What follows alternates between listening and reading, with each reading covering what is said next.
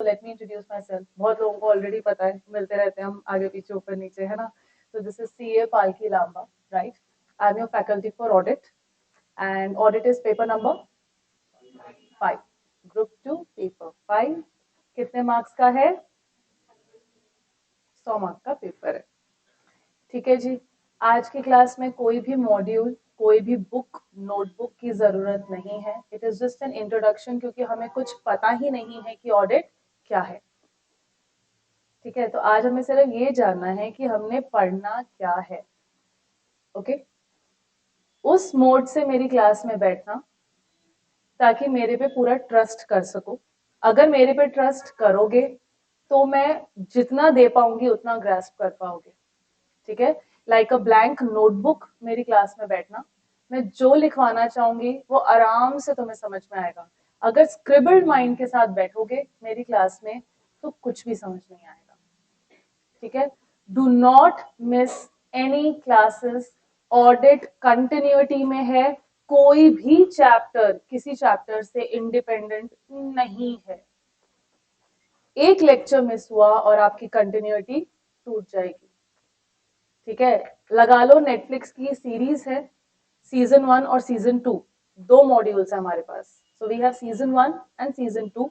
एक भी episode miss हुआ, इंटरेस्ट उस सीरीज में छूट जाएगा। ठीक है, ऑडिट को पढ़ने का तरीका बहुत सिंपल है। कहने को थ्योरी सब्जेक्ट है, बट वो थ्योरी नहीं है, वो बिल्कुल प्रैक्टिकल है। जो आप आगे जाके करोगे आपका ब्रेड एंड बटर बनेगा। बहुत सारे बच्चे आपके जो आर्टिकलशिप है वो स्टैट ऑडिट नहीं करने वाले हैं, देखना। सो तुम्हारे लिए ऑडिट ऑन द मोर जरूरी हो जाता है। ऑडिट को इसीलिए ग्रुप 2 में रखा हुआ है क्योंकि ऑडिट समझने के लिए आपको नॉलेज ऑफ अकाउंट्स होनी चाहिए, नॉलेज ऑफ टैक्स होनी चाहिए, नॉलेज ऑफ लॉ होनी चाहिए, नॉलेज ऑफ कॉस्टिंग होनी चाहिए और नॉलेज ऑफ FMB होनी चाहिए। जब हमें इन सब चीजों की अच्छी नॉलेज होगी ना तो हमारा बेंड, जो एक CA या ऑडिटर का बेंड होता है, वो बन जाएगा। और जब हमारा बेंड वैसा बन जाएगा ना, हमें रटने की जरूरत ही नहीं पड़ेगी। क्योंकि हमें पास करना है। हमारा short term goal, long term goal तो CA बनने का है, बट जो शॉर्ट टर्म गोल है ना वो है इंटर क्लियर करने का एज ऑफ नाउ। करेक्ट, उसको क्लियर करने के लिए वेदर यू लाइक इट और you don't like it, module की language will fetch you marks. क्योंकि सजेस्टेड आंसर्स में मॉड्यूल की लैंग्वेज ही दी जाती है। तो आपको पसंद हो या ना हो, जो पेपर चेक कर रहा है वो तो क्या रेफरेंस लेगा? जो उसको आंसर दिया गया, और आंसर उसको मॉड्यूल में से दिया गया है। तो अगर आप उसी में से लिखोगे तो नंबर मिलेंगे। आप कहोगे कि मैम मैंने अपनी अंडरस्टैंडिंग से लिखा, कॉन्सेप्ट तो ठीक था, हाँ माना, बट जो चेक कर रहा है तुम्हें नहीं पता ना उसकी नॉलेज कितनी है। हालांकि जो पेपर चेक करते हैं उनको एग्जाम क्लियर करना पड़ता है पहले, तब जाके वो अलाउड होते हैं पेपर चेक करने के लिए। तो ऐसा नहीं है कि उनको जीरो नॉलेज होती है, बट मार्क्स उनको सजेस्टेड आंसर्स के बेसिस पे ही देने होते हैं।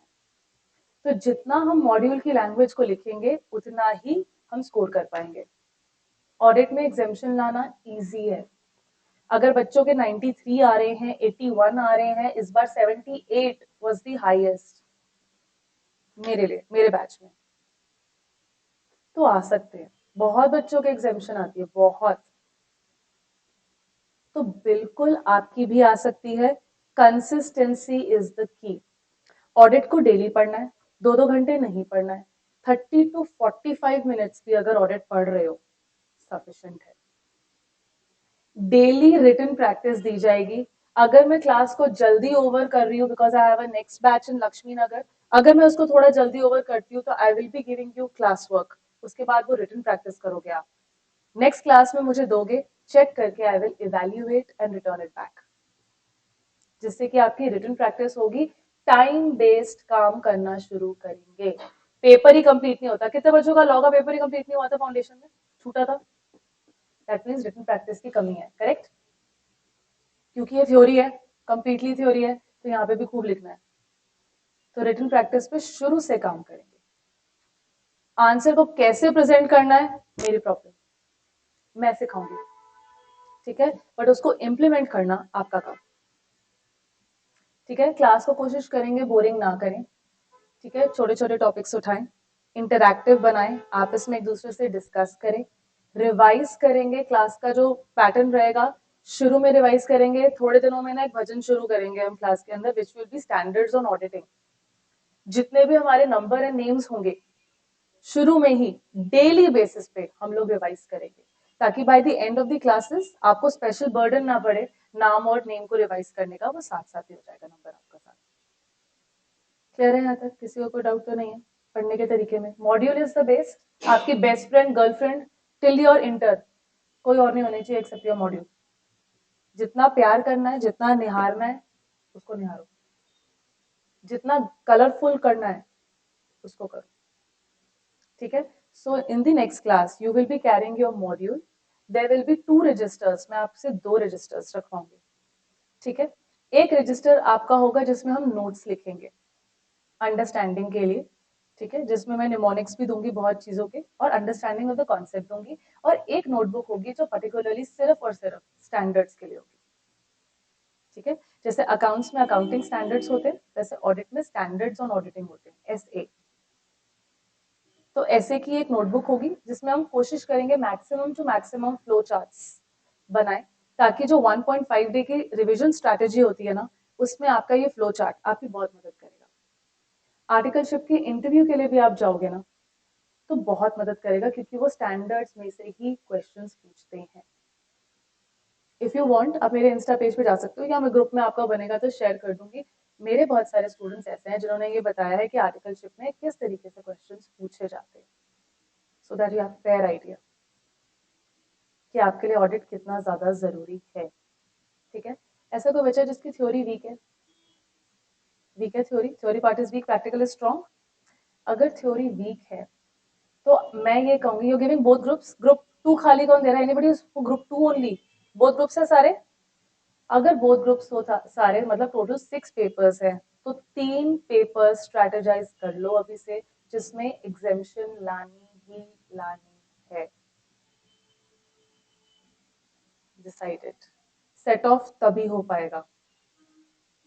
पिछले बैच में there was a student in Laxmi Nagar, उसके ना 40 या 50 दोनों ग्रुप्स इसने इकट्ठे दिए थे, और 40 और 50 में थे उसके सारे, 40 और 50 में थे सारे, बट एक ऐसा सब्जेक्ट था जो कि था कॉस्टिंग, जिसमें उसके आए थे 92, और उसकी वजह से उसके दोनों ग्रुप निकल गए, अदरवाइज वो लटकता और दोनों ग्रुप में लटकता,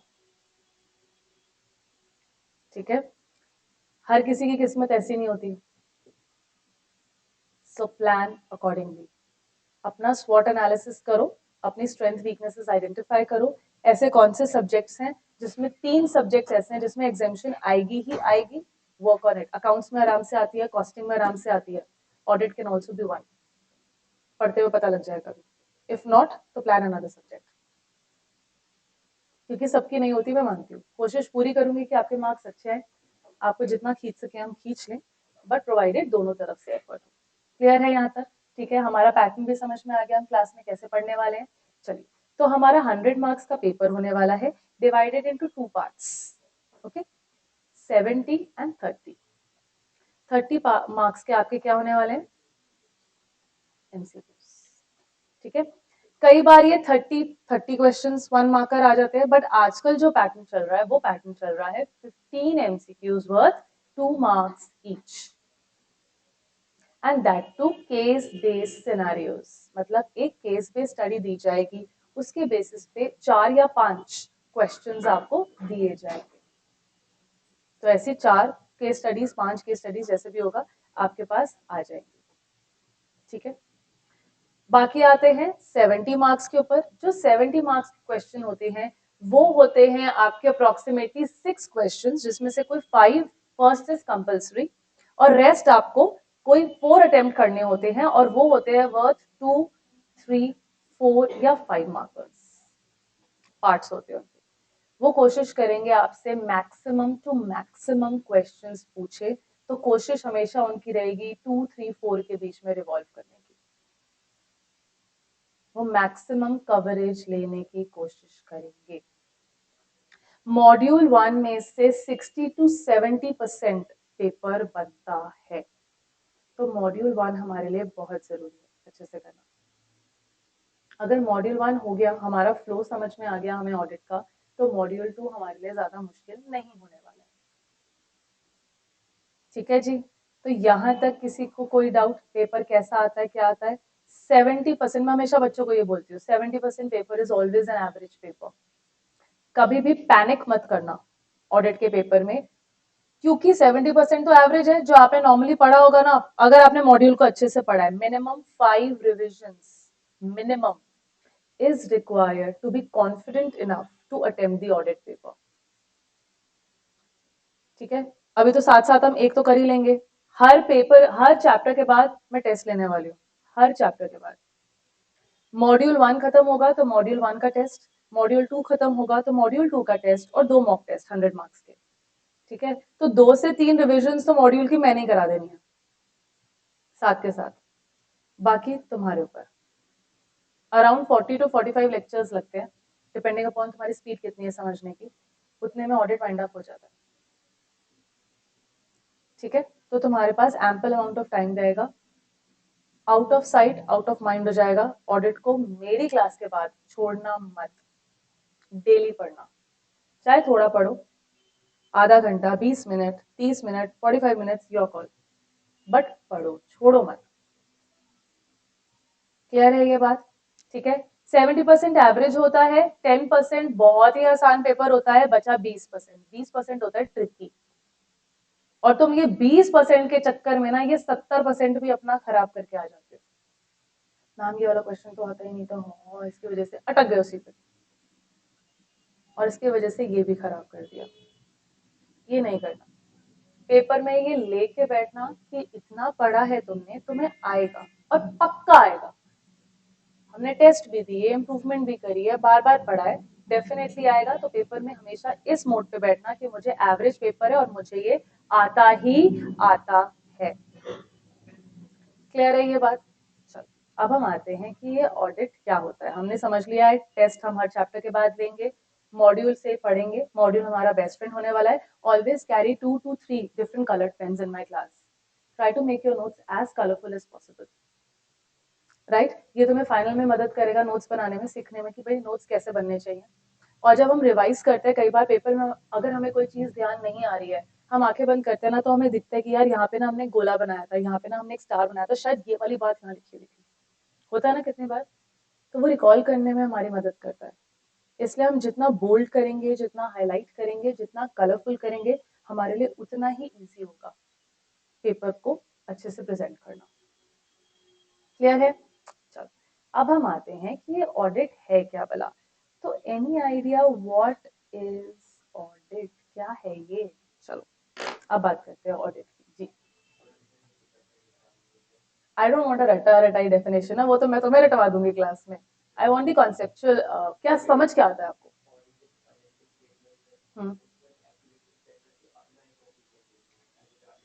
एक्यूरेसी किस हद तक की एक्यूरेसी? एक्यूरेसी का मतलब क्या होता है? हम्म,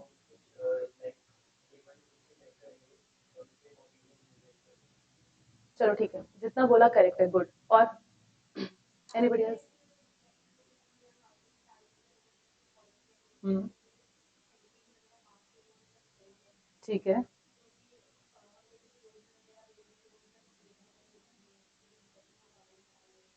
ठीक है, डन, गुड। और ऑडिट इज चेकिंग, ठीक है, ठीक है, ठीक है, गुड। रिटर्न में देना, वेरी गुड। जितना बोला सबने, जितना भी अभी तक बोला बिल्कुल करेक्ट है। Anybody else wants to add on to it? ये ऑडिट है क्या भला? लेमैन में समझते हैं, सिंपल टर्म्स में समझते हैं कि ऑडिट क्या है और उसकी नीड क्यों है, क्यों हम इतना पागल हो रहे हैं, पूरा सब्जेक्ट बन रहा है। और सबसे ज्यादा पैसा जो हम कमाने वाले हैं ना, अगर हम अपनी फर्म खोलने वाले हैं, अभी तो आपने डिसाइड ही नहीं किया होगा कि मैंने फर्म खोलनी है कि मैंने अपना एम्प्लॉयमेंट करनी है, नौकरी करनी है। तो बाय द टाइम हम इंटर कर रहे हैं, हम ये डिसाइड करने वाले हैं, और अपनी आपकी टीचर्स और मैं भी टाइम टू टाइम आपको गाइड करती रहूंगी कि आपको क्या लेना चाहिए, आपको आगे क्या सोचना चाहिए। तो उसी टाइम पे आप डिसाइड कर लोगे कि यार मुझे अपनी फर्म खोलनी है या मुझे एम्प्लॉयमेंट में जाना है। तो अगर आपको अपनी फर्म खोलनी है ना, मैक्सिमम पैसा जो आपका आने वाला है वो ऑडिट से आने वाला है। ठीक है, तो हमारे लिए बहुत इंटरेस्टिंग सब्जेक्ट होने वाला है, क्योंकि जहां पैसा होता है ना वहां हमारा इंटरेस्ट भी ज्यादा होता है ना। अल्टीमेटली किस लिए कर रहे हैं, क्यों पढ़ रहे हैं सीए? पैसे के लिए। कोर रियलिटी है ये। मैं भी यहाँ पढ़ा किस लिए रही हूँ, ठीक है मेरे को अच्छा लगता है पढ़ाना, मोटिवेशन है, सब कुछ है, बट मैं इसीलिए क्योंकि यहाँ पे पैसे के लिए, कौन सा मॉर्निंग है कि नहीं। चलो, अब आते हैं लेमैन में ऑडिट को समझने के लिए। आपके एग्जाम्स होते थे ट्वेल्थ में, ठीक है, आपके पेरेंट्स को कैसे पता लगता था कि आपने कैसे परफॉर्म किया, कौन सा सब्जेक्ट वीक है, कौन सा सब्जेक्ट बहुत स्ट्रांग है? रिपोर्ट कार्ड से, पीटीएम में रिपोर्ट कार्ड मिलती थी। ओके, ये रिपोर्ट कार्ड कैसी होती थी? क्या ये रिपोर्ट कार्ड ऐसी होती थी कि इसमें मैम अलग अलग स्कूल्स में ना अपना अपना हिसाब होता था? कई स्कूल्स में ना ए प्लस को माना जाता था बहुत अच्छा 90% और कई स्कूलों में ए प्लस को ना फेल बच्चा माना जाता था, ऐसा था? ऐसा था? नहीं मैम, सब स्कूलों में ऐसे होता नहीं होता था, सब स्कूलों में ए प्लस मीन्स 90% तक।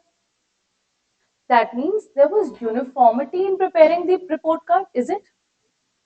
कोई ऐसा स्कूल तो नहीं था जो ए प्लस को फेल मान रहा था और एफ को 90% मान रहा था। एक यूनिफॉर्म फॉर्मेट था, थोड़ा बहुत आगे पीछे होता होगा, बट एक base, core base of the report card remains the same. ठीक है, पहली चीज।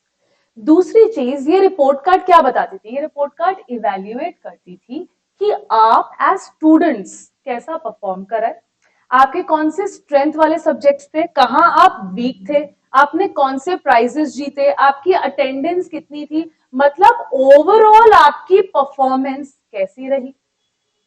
अग्रीड? उस पे साइन किसके होते थे? क्लास टीचर या प्रिंसिपल के, करेक्ट। और आपकी टीचर कहती थी जाओ अपने पेरेंट्स से साइन करा के आओ, मैं तभी वैलिडेट करूंगी जब आपके पेरेंट्स इसको साइन करेंगे। तो वैलिडेशन आपके पेरेंट्स से ली जाती थी। अग्रीड? ये रिपोर्ट कार्ड का कहां कहां फायदा होता था, कहाँ यूटिलाइज हो सकती है? एक तो आपके पेरेंट्स इवेल्युएट कर लेते थे भाई कि बच्चा कैसा कर रहा है, नालायक है कि बहुत होशियार है। आगे और रिश्तेदार, ओके ठीक है, रिश्तेदार, वो तो सीए में भी नहीं छोड़ेंगे तुम्हें अभी। हाँ, जॉब वगैरह के लिए या यूनिवर्सिटीज में अगर आप जॉब, ऐसे तो आजकल सीयूईटी हो गया, अब तो 12th की मार्कशीट की कोई वैलिडिटी रह ही नहीं गई है। 10th तो कतई नहीं रह गई है, 10th तो कोई सिर्फ स्ट्रीम सिलेक्ट करने के लिए आई थिंक स्कूल्स उसका बेस बनाते हैं, अदरवाइज तो 10th के मार्क्स तो है ही नहीं और 12th के मार्क्स भी कहीं नहीं, क्योंकि अब जहां पे भी जाते हो वहां एंट्रेंस हो गया है। करेक्ट, तो इसकी वैलिडिटी, इसकी रेलेवेंस कम होती जा रही है। बट अगर मैं बात करूं कॉलेजेस में कहीं जाने के लिए, तो इसको एज अ बैकग्राउंड लिया जाता है आपकी परफॉर्मेंस को इवेल्युएट करने के लिए। करेक्ट। अब हम आते हैं इसी चीज को अप्लाई करते हैं कंपनीज पे, एंटिटीज पे। एंटिटीज को भी तो इवेल्युएट करना चाहिए हमें, करना चाहिए कि नहीं? क्यों? Why do we need to evaluate the performance of any entity or company? Investment के लिए, फ्रॉड वगैरह ना हो, decision making for the management itself. हाँ, फॉर द मैनेजमेंट इटसेल्फ। हाँ, और परफॉर्मेंस कंपेयर करने के लिए, भाई हमने आगे बढ़ना है और ब्रांच खोलनी है कि हमने शट डाउन करना है, हमने मर्जर करना है, क्या करना है। और एक्सेलेंट, एक्सेलेंट। और अभी बचे, वेरी गुड, तुम्ही से निकल रहे हैं, देख लो, मतलब तुम्हारे दिमाग सीए ऑडिटर वाले हैं, निकल तुमसे ही रहा है, घोड़े तुम्हारे ही दौड़वाने हैं मैंने, बस निकलना तुम्ही से है, सब कुछ तुम्ही से आएगा अभी। और लोन लिया हुआ है तो बैंक को जरूरत नहीं है जानने के लिए कि आपके पास औकात है वापस पे करने की, what is the credit worthiness. मैं पैसे तो दे दूंगा, वापस आएंगे कि नहीं? इन्वेस्टर्स जैसे आपने बोला, एम्प्लॉइज, अब बड़ी बड़ी कंपनीज बिग फोर में काम करने का बहुत मन है ना, बिग फोर में चले गए। अब बिग फोर अगर नीचे जा रही है, लॉस में है, क्या तुम्हारी सैलरी कभी हाइक होगी? तुम्हारी नौकरी खतरे में पड़ जाएगी, प्रमोशन तो बहुत दूर की बात है। और यही चीज अगर कंपनी अच्छा परफॉर्म कर रही है तो chances of appraisal will be higher. तो क्या तुम्हारे लिए जानना नहीं है कंपनी, जरूरी नहीं है कंपनी कैसा परफॉर्म कर रही है? तो कैसे जाने कंपनी कैसा परफॉर्म कर रही है? कंपनी जो बोलेगी हम उसको मान लेंगे क्या? नहीं। आपकी मैम जो बोल रही है बिना रिपोर्ट कार्ड दिए, आपके पेरेंट्स मान लेंगे ये बात? आपका बच्चा बहुत नालायक है, आपका बच्चा बिल्कुल कहना नहीं मानता, घर इतनी गंदी गंदी गाली देता है, मारपीट करता है, और आपके घर में आपका बच्चा ऐसा है नहीं। एज पेरेंट्स क्या तुम कभी ये बात मानोगे कि तुम्हारा बच्चा ऐसा है? हो सकता है ऐसा हो, मैं ये नहीं कह रही। Children are split personalities. वो घर में अलग बिहेव करेंगे, स्कूल में अलग बिहेव करेंगे। बट अगर वो बोले कि मैम बिल्कुल नहीं पढ़ता है, बिल्कुल काम नहीं करता है, बिल्कुल नालायक है, आपने नोटबुक देखी, नोटबुक सारी ठीक है, ओके है, तो क्या तुम विश्वास करोगे ऐसे? नहीं। एज पेरेंट्स तो कभी नहीं करने वाले। तो फिर हम कैसे विश्वास करेंगे? With the help of a report card जो प्रिंसिपल साइन करेगी।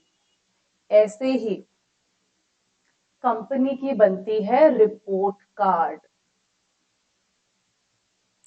अगर मैनेजमेंट खुद ही बना के दे दे रिपोर्ट कार्ड कि हम बहुत अच्छे हैं, बहुत नौने बच्चे हैं, हमारी बात पे विश्वास कर लो, करना चाहिए? नहीं। तो आपको एक इंडिपेंडेंट बंदा चाहिए जो वो रिपोर्ट कार्ड बनाएगा, कंपनी की परफॉर्मेंस को इवैल्यूएट करेगा और आपको बताएगा कि कंपनी सही चल रही है कि नहीं। और उस रिपोर्ट कार्ड का जो नाम है ना, वो नाम कहलाता है ऑडिट।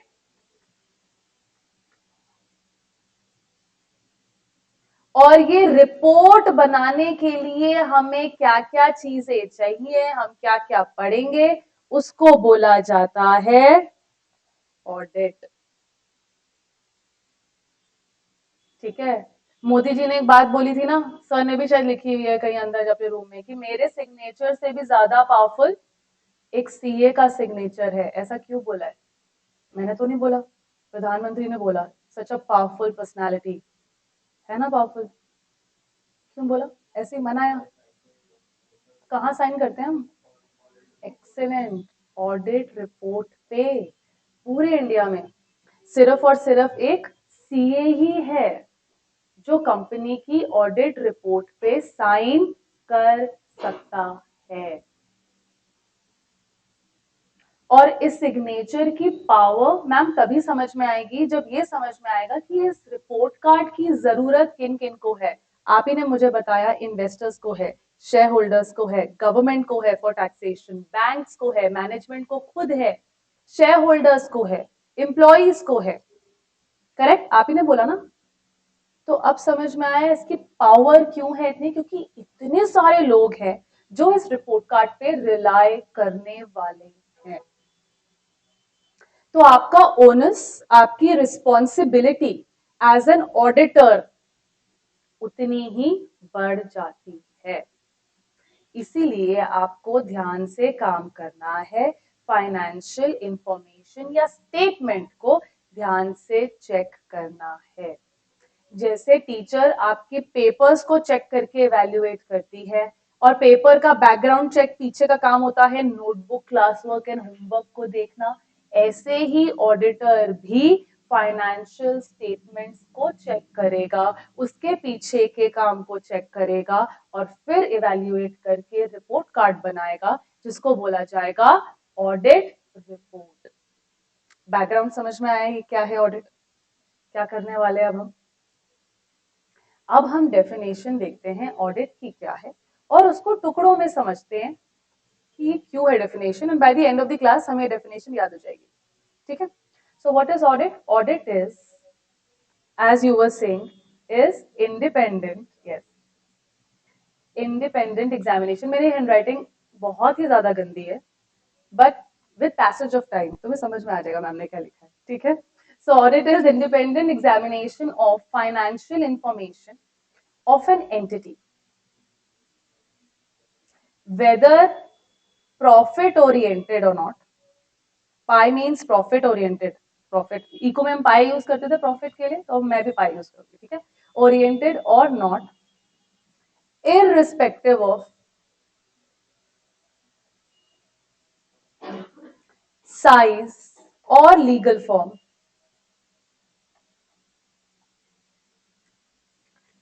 कंडक्टेड, सबसे इंपॉर्टेंट काम मेरा, क्यों इतनी चेकिंग कर रही हूँ, conducted to express an opinion. अब टुकड़ों में समझेंगे इसका क्या मतलब है देयर ऑन। ठीक है जी, चलो अब आते हैं ऑडिट क्या है। ऑडिट इंडिपेंडेंट एग्जामिनेशन है किसकी, फाइनेंशियल इंफॉर्मेशन। तो पहले ये समझ लेते हैं कि फाइनेंशियल इंफॉर्मेशन क्या है, टुकड़ों टुकड़ों में समझेंगे कहानी को, है ना। व्हाट इज फाइनेंशियल इंफॉर्मेशन, बताइए। Financial statements, what is financial statements.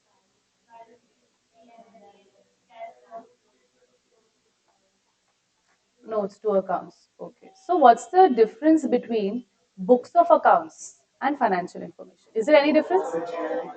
Books of accounts में journal entry, ledger posting and trial balance आता है, and उसके बाद financial information या financial statement बनती है। जितने भी लोग आपकी रिपोर्ट कार्ड पे रिलाई कर रहे थे, जितने भी लोग, अभी आपने बोला बहुत सारे लोग हैं ना जो आपके फाइनेंशियल, जो आप ऑडिट रिपोर्ट बना रहे हैं उस पर रिलाई कर रहे हैं, अभी हमने बोला कितने सारे लोग थे, है ना। जितने सारे लोग आपके फाइनेंशियल स्टेटमेंट या आप जो ऑडिट रिपोर्ट बना रहे हैं उस पर रिलाई कर रहे हैं, क्या उनके पास बुक्स ऑफ अकाउंट्स की एक्सेस होती है कभी? शेयर होल्डर्स के पास चलो बुक्स ऑफ अकाउंट्स की एक्सेस होती है, नहीं। एम्प्लॉइज के पास बुक्स ऑफ अकाउंट्स की एक्सेस होती है, नहीं। मैनेजमेंट के पास कुछ हद तक हो सकती है। आप ये समझो, अगर मैं रिलायंस इंडस्ट्री की बात करूं और अंबानी जी की बात करूं, उनके पास कितनी सारी इंडस्ट्रीज है, कितनी सारी कंपनीज है, कितने सारे ब्रांड्स एंड प्रोडक्ट्स में डील कर रहे हैं। क्या हर घंटे हर कंपनी के अंदर, उनकी कंपनीज के अंदर हर घंटे में क्या काम हो रहा है उनको पता है क्या? नहीं। सो ब्रॉडर पर्सपेक्टिव लेके चलो कि मैनेजमेंट को भी कई बार हर एक घंटे हर एक एंट्री में क्या काम हो रहा है ना, नहीं पता होता है। ठीक है, तो अगर मैं बात करूं books of accounts and financial information की, तो जितने भी लोग थे जो आपकी रिपोर्ट कार्ड या ऑडिट रिपोर्ट पे रिलाई कर रहे थे, उनके पास किस चीज की एक्सेस है? They have the access, it is on the website of the company, always available होती है, तो आपको मिल जाएगी। अभी भी आप नेट फोन खोलोगे, अपने गूगल चाचू को खोलोगे और आप मांगोगे किसी कंपनी की, गेट इट, मिल जाएगी, अवेलेबल है। बट इसकी एक्सेस अवेलेबल होती है नहीं। तो इन दोनों के बीच में आता है एक नोना बच्चा, एक नोना बाबू। ये नोना बाबू कौन है? तुम, यू आर दी, मेरी क्लास में तुम लोग ऑडिटर्स हो। मैं मानती हूँ तुम सीए बन गए और तुम भी मानो तुम सीए बन गए, ठीक है। मेरी क्लास में ना काम शुरू करने से पहले अपनी नोटबुक के अंदर सीए और अपना नाम लिख लिया करो। हाँ अभी लिख लो। Take the feel, take the feel, that's self, that is self motivation कि यार ये अचीव करना है और इसी के लिए मैं आज पढ़ रहा हूँ। उस मूड पे पढ़ना, कोई भी सब्जेक्ट उस मूड पे पढ़ना। फाउंडेशन बच्चा था, तुम पापा पे आ गए हो अब, और फाइनल दादा है, तो पहले बता दूं। सो 2 4 8, 2 टाइम्स 4 टाइम्स 8 टाइम्स, डरा नहीं रही हूं, चता रही हूं। ठीक है, आई ओपनर है तो अपने लेवल को उसका रखो, क्योंकि अगर फेलियर लगता है ना, वो फेलियर का थप्पड़ बहुत जोर से लगता है, बहुत जोर से होता है। वो कहने को हमारे लिए 6 महीने होते थे, तुम्हारे लिए 3 महीने होते हैं, शायद 2 या 3 महीने होते हैं, तो बस अटेम्प्ट्स बढ़ गए, लेकिन वो बहुत मुश्किल निकलते हैं यार। रिश्तेदार छोड़ो, माँ बाप छोड़ो, खुद के लिए ही बहुत मुश्किल होता है। जहां से फेलियर आया उसी किताब को दोबारा उठाना बहुत डिफिकल्ट है। वहां तक ना आओ, इसीलिए शुरू में ही समझ लो क्या करना है, ठीक है। वरना गलती से सीखेंगे, बट सीख लेंगे, तुम्हारी कॉल है, गलती से सीखना है कि एक बार चुपचाप सुन के सीख लेना है, it is your call already. ये नोना बाबू कौन है? ऑडिटर है। ऑडिटर ही एक ऐसा बंदा है जो यहां से चीजें चेक करेगा, इसको वेरीफाई करेगा, और जितने भी लोग थे जो आपकी रिपोर्ट कार्ड पे रिलाई कर रहे थे, उनको इंफॉर्मेशन देगा through a report card called as audit report. समझ में आई ये बात? ठीक है, तो फाइनेंशियल इंफॉर्मेशन का मतलब हम समझ गए हैं। Books of accounts and financial information का डिफरेंस भी हमें पता है, हमने बच्चा हमें ऑलरेडी ये बात पता है। Very good. चलो अब आते हैं, audit is independent. Now what do you mean by the term independent? क्या ये? व्हाई?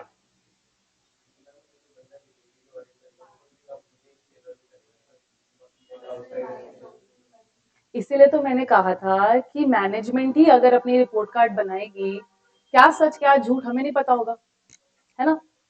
मुन्ना भाई एमबीबीएस देखिए, पहली वाली, ओरिजिनल वाली। उसमें क्या होता है, उसमें जब वो आता है ना डीन, सबसे पहली बार एड्रेस करने के लिए मेडिकल स्टूडेंट्स को, तो वो एक बात बोलता है, वो ये कहता है कि मैं अगर अपनी बेटी का ऑपरेशन करूंगा तो ये हाथ कांपेंगे। वाई? बिकॉज वो इंडिपेंडेंट नहीं होगा, इमोशनल कनेक्ट बनेगा, बायसनेस क्रीप इन करेगी। करेक्ट? ऐसा ही ऑडिटर है। अगर आप ऑडिट, आपके मामा जी की कंपनी है और आप ऑडिट करने जा रहे हो, कहेगा देख लेना यार, प्रॉफिट फिगर थोड़ी ऐसी कर दी, समझ जाना, तो समझ जा, थोड़ा अंडर द टेबल काम करते हैं, बहुत होगा। See whatever we are studying in audit, theory and practical में there be difference. Ethically morally क्या होना चाहिए, we will be studying. Practically क्या होता है, you will be seeing in the practical world. तुम्हारे ऊपर है। आपको सिर्फ और सिर्फ ऑडिट में गाइडेंस दी जाएगी। ऑडिट में कोई भी बात लकीर की फकीर नहीं होती। There is no exhaustive list कि ये है तो यही होगा, इसके अलावा कुछ नहीं होगा। इफ्स एंड बट्स बहुत होंगे, depending upon the circumstances and situations, dealings will change. तो आपको एक जनरल सिनेरियो दिया जाता है ऑडिट के अंदर, एक गाइडेंस दी जाती है ऑडिट के अंदर। एक्चुअल काम में ऊपर नीचे हो सकता है, तो वो फ्लेक्सिबिलिटी के साथ हमें ऑडिट करना है। But the most important thing is, हमें इंडिपेंडेंट होना चाहिए, किसी भी तरीके का कोई भी प्रेशर नहीं होना चाहिए। यही जो हम डेफिनेशन पढ़ रहे हैं ना, इसी को ही टुकड़ों टुकड़ों में घुस घुस के हम चैप्टर्स में पढ़ेंगे। तो इंडिपेंडेंस टर्म का क्या मतलब होता है, ये बहुत बड़ा टर्म है जो चैप्टर 11 टॉक्स अबाउट। अगर मैं ये तुम्हारे यहाँ पे रख दूं और बोलूं कि ऑडिट कर ले, नहीं सही किया, बेटा तू गया, तेरा खानदान भी गया, क्या तुम ऑडिट इंडिपेंडेंटली कर पाओगे? वो भी प्रेशर है एक तरीके का। अगर मेरे पास कंपनी के शेयर्स है अच्छे खासे, और अगर मैं ऑडिट कर रही हूँ कंपनी का, तो क्या मैं इंडिपेंडेंट हूँ? मैं तो कोशिश करूंगी कि प्रॉफिट फिगर्स अच्छी से अच्छी आए ताकि डिविडेंड अच्छा मिले, तो वो तो गलत हो गया।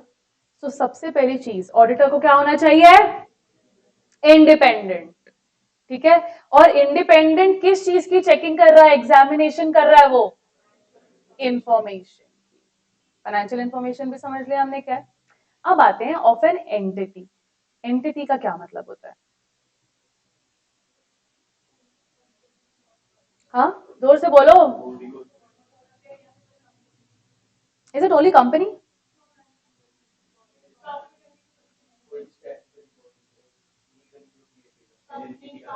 A sole proprietor is legally created?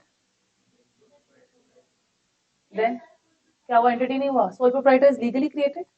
Partnership form,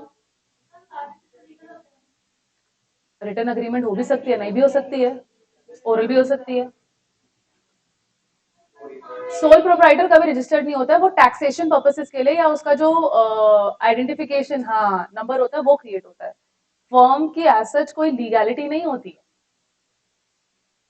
ठीक है, तो एंटिटी हमने लिखा है, चाहे वो प्रॉफिट ओरिएंटेड हो चाहे नॉट। तो एनपीओस में कौन कौन आते हैं? नॉन प्रॉफिट ओरिएंटेड में कौन से आती है? जितनी भी चैरिटेबल है, सेवा भाव के लिए, है ना? चाहे वो ऑडिट कराएं चाहे ना कराएं, एज ए डिफरेंट सिनेरियो, वो करा सकती है। अब ऑडिट क्यों करवाना चाहेगी कंपनी? एक तो होता है कि लॉ ने बोल दिया। कुछ चीजें ऑडिट में ध्यान रखना, मैं कुछ टर्म्स बार बार यूज करूंगी। सबसे पहला टर्म मैं ये यूज करूंगी कि ऑडिटर के लिए लॉ हमेशा सर्वोपरि है। सर्वोपरि मतलब होता है सबसे ऊपर। लॉ में कोई भी लॉ में बोली गई है, ऑडिटर को उसे आंख बंद करके मानना पड़ेगा। तो हमेशा याद रखना, लॉ हमेशा हमारे लिए क्या है, सर्वोपरि है। तो अगर लॉ में बोला गया है कि ऑडिट करना है तो ऑडिट मैंडेटरी है। बट अगर नहीं बोला गया है तो कोई भी एंटिटी क्यों ऑडिट कराएगी, बताओ।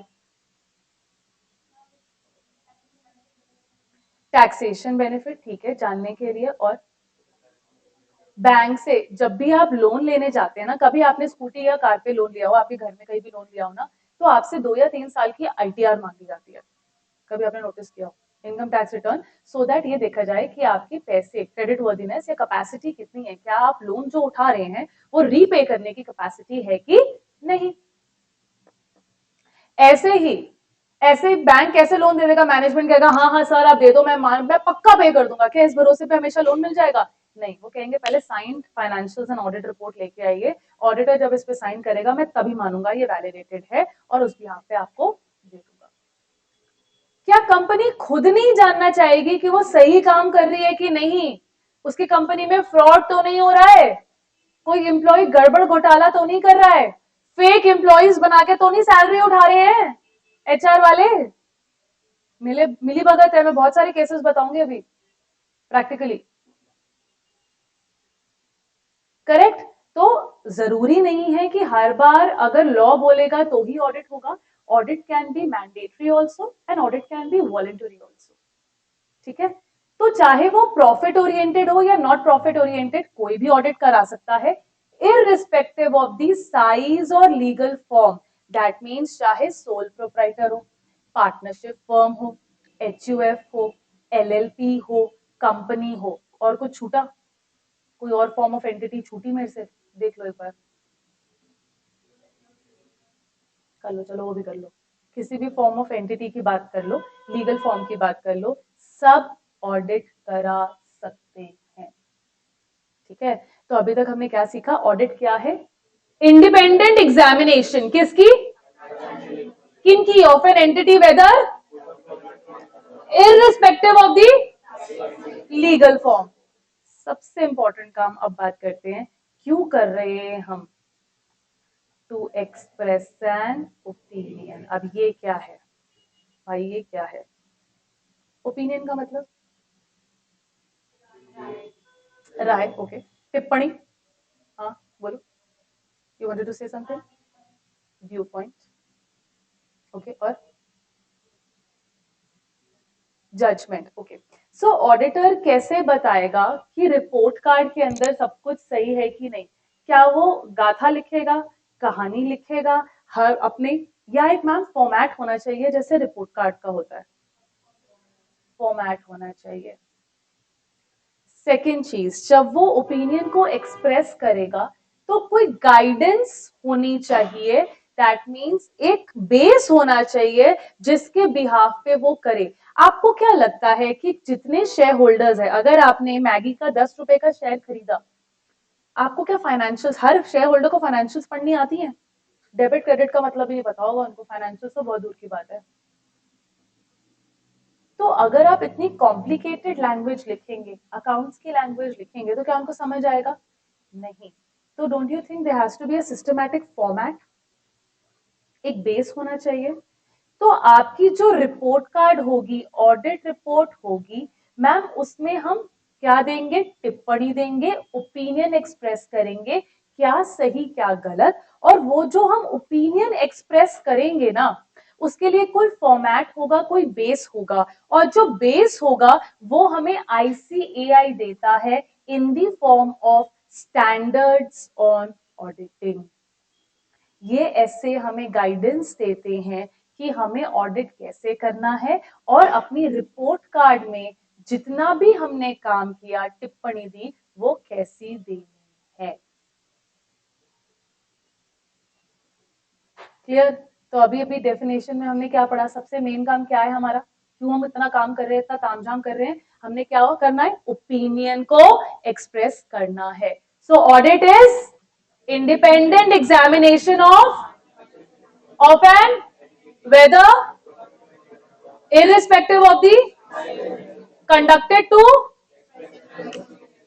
याद हो गई? तो ये तो पहली क्लास में हो जाती है। This is audit. यहाँ तक कहानी समझ में आ रही?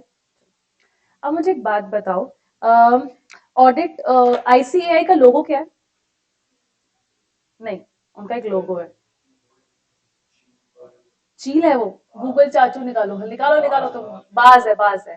चलो, बाज के नीचे कुछ लिखा हुआ है, वो बाज क्यों है? टेडी बेयर क्यों नहीं है? रैबिट क्यों नहीं है? क्यूट होते हैं यार वो क्यों नहीं है? Why not? बाज तो देखने में भी सुंदर नहीं है। इधर तो ओनली आंख तेज होती है, आंख तो उल्लू की भी बहुत तेज होती है। तो बाज कौन सा सुंदर लग रहा है? अच्छा थोड़ी लगेगा। बाज सुंदर लगता है?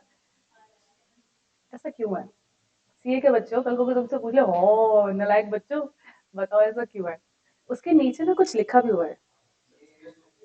एक्सीलेंट। येषु सप्तेषु जागृति, क्या मतलब है इसका? Okay, not exactly, but yes, fair enough. Excellent. क्यों ऐसा? उनको मजा आया लिखने में? Why? There is a reason ना। See, everything has a reason. Law भी अगर पढ़नी है ना, और अगर मुझे पता है कि लॉ क्यों बना है, हमें ना वो याद हो जाता है सेक्शन। ठीक है, रेड लाइट जंप करने पे फाइन है, ये लॉ क्यों है? To prevent accidents. अगर हमें पता है तो हमें लॉ भी पता हो जाता है। तो हर एक चीज का रीजन होता है, बना तो क्यों बना। तो अगर ये बाज है तो बाज क्यों है? तेज है उसकी आंखें, माना, but there is a specific reason more to it. जब बारिश होती है, हाँ अच्छा क्या, हाँ, वो कभी भी नीचे सेटल नहीं होता है, वो बादलों के ऊपर चला जाता है। और क्योंकि उसकी पैनी नजर है, जैसे तुमने कहा तेज नजर है, तो वो ऊपर से भी देख लेता है। तो ये बाज पता है कौन है? ये तुम लोग हो। इट इज द ऑडिटर, जिसकी पैनी नजर है, जो बर्ड आई व्यू रखता है। और दूसरा ये लोगो जो कहता है येषु सप्तेषु जागृति, जब सब सो रहे होते हैं तो हमारे आंख और कान हमेशा एज एन ऑडिटर खुले होते हैं, ये देखने के लिए कहाँ पे क्या गड़बड़ हो रही है। समझ में आया? इसीलिए सीए का वो लोगो और वो फ्रेज जो है वो इसीलिए है। This is for the auditor. तो सोचो ऑडिट कितना बड़ा सब्जेक्ट है हमारे लिए, कितना इंपॉर्टेंट सब्जेक्ट है हमारे लिए। हमारी कितनी पैनी नजर होनी चाहिए इसको समझने के लिए, इसको देखने के लिए। समझ में आई यहाँ तक बात? अब हम आते हैं एक और चीज पे। हमने बात करनी है ऑडिट के अंदर, तो हम बात करें मैम, हम फाइनेंशियल स्टेटमेंट्स या इंफॉर्मेशन को चेक करते हैं। ऑडिट के अंदर जब भी फाइनेंशियल स्टेटमेंट्स को चेक करने की बात आएगी ना, मैं उसको हमेशा दो में डिवाइड करूंगी। एक होता है यहाँ पे अमाउंट, और एक होते हैं यहाँ पे पर्टिकुलर्स। ठीक है ना, जिसको हम बोलेंगे इंफॉर्मेशन। ठीक है, अमाउंट को चेक करने के लिए हम एक चीज करेंगे जो हम आगे जाके बात करेंगे, और इंफॉर्मेशन। ये इंफॉर्मेशन यहाँ पे कैसे आई, इसका कोई बैक एंड प्रोसेस होगा। फॉर एग्जाम्पल, अगर यहाँ पे प्रिंटर्स दिख रहे हैं, ठीक है, फॉर एग्जाम्पल 10 लाख के प्रिंटर्स दिख रहे हैं, ये प्रिंटर्स यहाँ पे कैसे आए? लेट अस एग्जामिन कैसे आए यहाँ पे, क्या प्रोसेस रही होगी। अब एज एन ऑडिटर, तुमने कहा तुम फाइनेंशियल इंफॉर्मेशन को एग्जामिनेशन करोगे, अभी तुमने यही बोला, कैसे? सबसे पहले कैश पे आया होगा या क्रेडिट पे आएगा, कैसे चेक करेंगे इसको? Bills and vouchers. क्या बिल एकदम से आया होगा कि बिल के पहले भी कोई प्रोसेस होनी चाहिए? वाउचिंग से भी पहले कोई प्रोसेस होगी, ऑर्डर प्लेस करने से भी पहले प्रोसेस होगी। थिंकिंग, वाह, थिंकिंग पेन डाउन करोगे तुम? हाँ, तो सोचने के लिए कैसे सोचोगे? गुड है, ट्रैक सही है, उसको रिफाइन करो ना। कोटेशन, सबसे पहले हम कोटेशन मंगाएंगे। बेटा शादी भी करने जाते हो ना, बैंक्वेट हॉल भी ढूंढना होगा, 36 घूमोगे और कोटेशन मंगाओगे, पहले सबसे लेके आओगे कितनी महंगी कितनी सस्ती, खाने में क्या है कि नहीं? तो जाके चलो शादी ना कर लो, तुम कोचिंग सेंटर ही ढूंढ लो पढ़ाई के लिए। यही करते हो। फाउंडेशन भी ढूंढा होगा, या तो एक ही बार में आ गए होगे, नहीं तो 36 छाने होंगे, दवाए होंगे। करेक्ट। तो सबसे पहले हम उठाएंगे कोटेशन। क्या कोटेशन ऑन मेल होती है? हाँ, हो सकती है क्या, होती है। Everything needs to be documented. Quotation के बाद आप सिलेक्ट करेंगे, जो सबसे अच्छी कोटेशन होगी, टेंडर जिसका सबसे अच्छा होगा उसको दिया जाएगा। ऐसा भी तो हो सकता है मैम, जो प्रोडक्शन वाला है या जो प्रिंटर का हेड है, एडमिन वाला चलो हम बोल सकते हैं, अगर कोई एडमिन वाला है, उसने क्या किया, उसके भांजे की प्रिंटर की शॉप है, हम्म, उसने अपने भांजे को दे दिया जबकि लोएस्ट पे नहीं था, और बीच में खाई कमीशन। बिल्कुल हो सकता है, हो सकता है। तो सबसे पहले तो एज एन ऑडिटर क्या हमें ये चीज चेक करनी चाहिए, हम वो सारी चीजें एग्जामिन करेंगे जो फाइनेंशियल इंफॉर्मेशन का हिस्सा है। याद रखना, क्योंकि हमने अभी बोला डेफिनेशन में, इट इज एग्जामिनेशन ऑफ। तो क्या quotation is a part of financial information? आज सिर्फ परसेप्शन खुलेंगे और कुछ नहीं होगा। नहीं, वाई? कोटेशन रिकॉर्ड नहीं होती, अभी तो मैंने बोला रिकॉर्ड होती है। मेल पे होता है काम सारा, फोन पे नहीं। हाँ, तूने दे दिया, हम मान गए, भेज दियो प्रिंटर, ऐसा नहीं होता। रिकॉर्ड्स होते हैं उसके, बिल्कुल होते हैं। जर्नल एंट्री नहीं डलती तो क्या हुआ, तो खाली जर्नल एंट्री देखना मेरा काम है?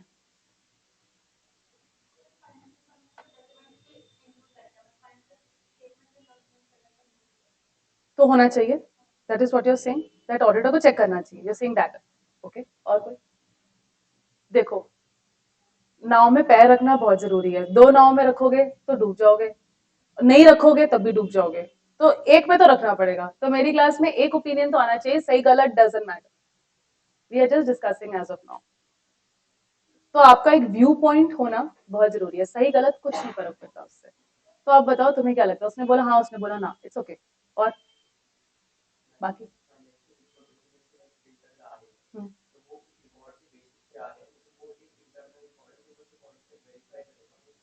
तो ऑडिटर को चेक करना चाहिए, that is what you are saying, it is a part of financial information, that is what you are saying, correct? ठीक है, ओके। और अभी सही गलत नहीं बता रही, बट ओके। और बाकी? हाँ या ना, बहुत जरूरी है, हाँ या ना में आना।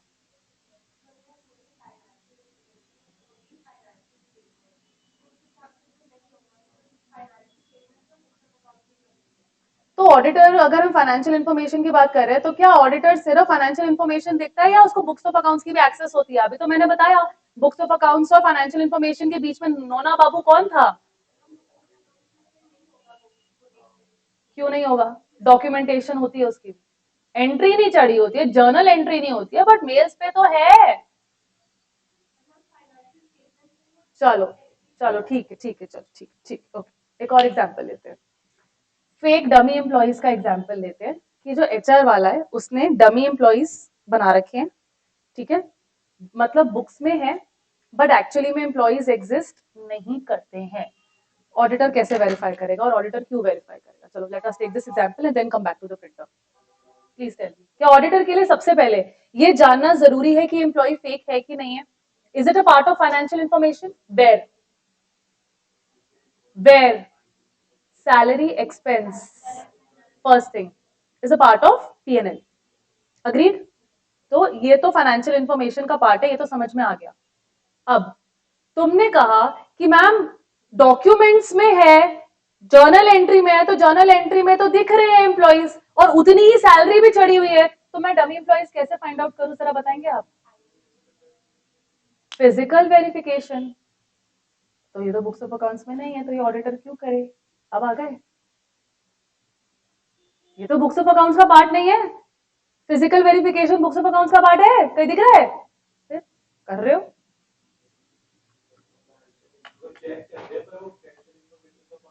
तो ऑडिटर कर रहा है ना ये काम, तो वो कोटेशन को चेक नहीं करेगा?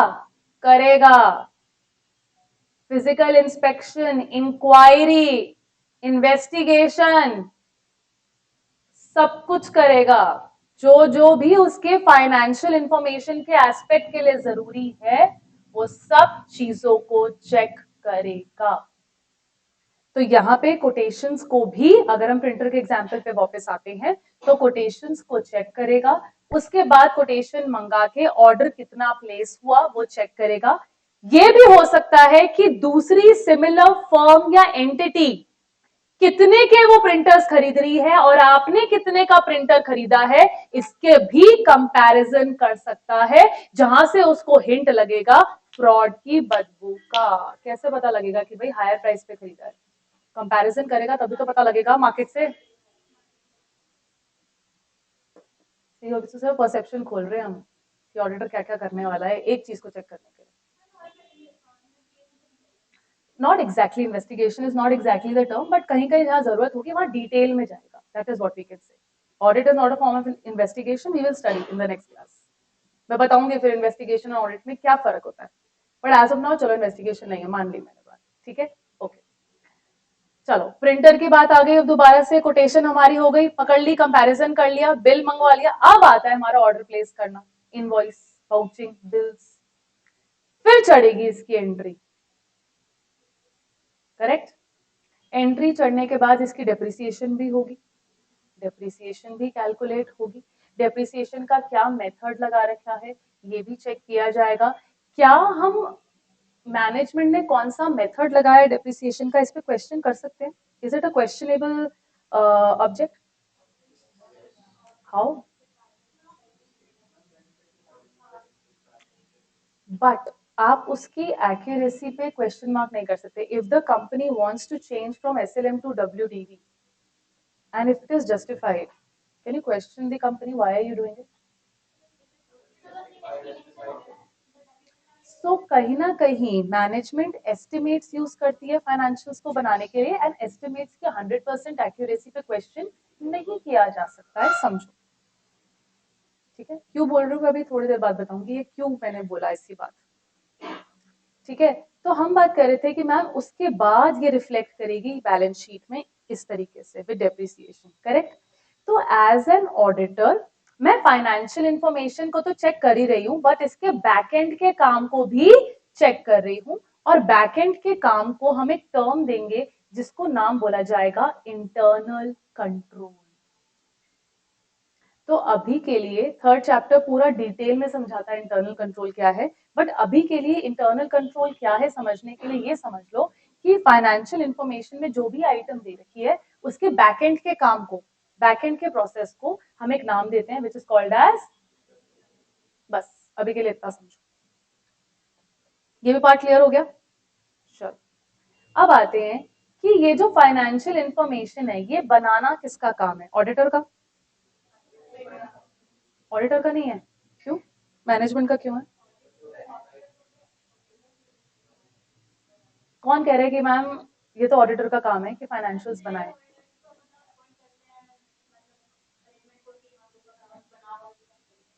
अगर मैं ही फाइनेंशियल्स बना रही हूँ और मैं ही उसको चेक कर रही हूँ, क्या मैं गलती निकाल पाऊंगी? आप ही ने नोट्स बनाए, आप ही ने टेस्ट लिखा और आप ही अपने टेस्ट को चेक कर रहे हो, गलती निकाल सकते हो? इंडिपेंडेंट जो बंदा है as a teacher, if I am checking your paper, मैं गलती निकाल सकती हूँ। Simple concept. इसीलिए कभी भी फाइनेंशियल इंफॉर्मेशन ऑडिटर नहीं बनाता है, it is the responsibility of the management always. और ऑडिटर सिर्फ और सिर्फ उसको क्या करता है?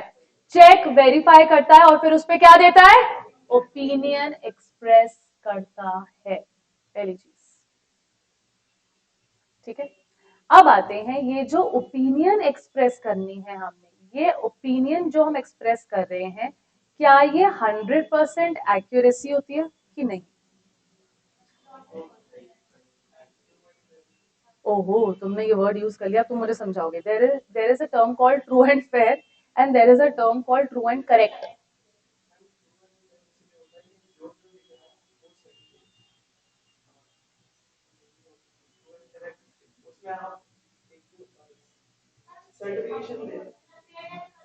Not exactly. हाँ हाँ,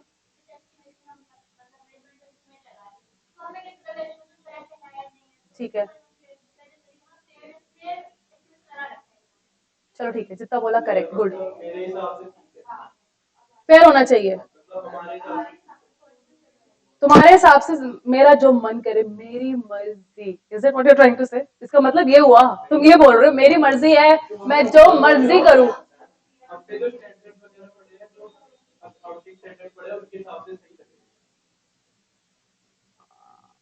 नॉट एग्जैक्टली, चलो कोशिश वेल ट्राइड।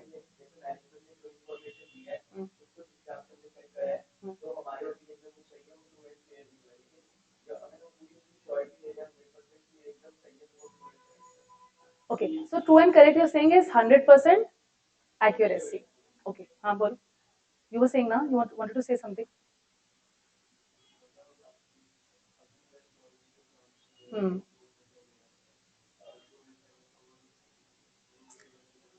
तुम्हारा ना मतलब रिफाइनमेंट चाहिए, ये तो समझ में आ गया कि true and correct means 100% accuracy है। तो तुम कह रहे हो कि ऑडिटर को 100% एक्यूरेटली काम नहीं करना चाहिए। इतने सारे लोग हैं जो तुम्हारे काम पे रिलाई कर रहे हैं, अभी मैंने बताया ना कितने सारे लोग हैं, तुम्हारा ओनर्स, तुम्हारा सिग्नेचर कितना पावरफुल है, तुम 100% एक्यूरेसी से काम नहीं कर रहे हो। Oh.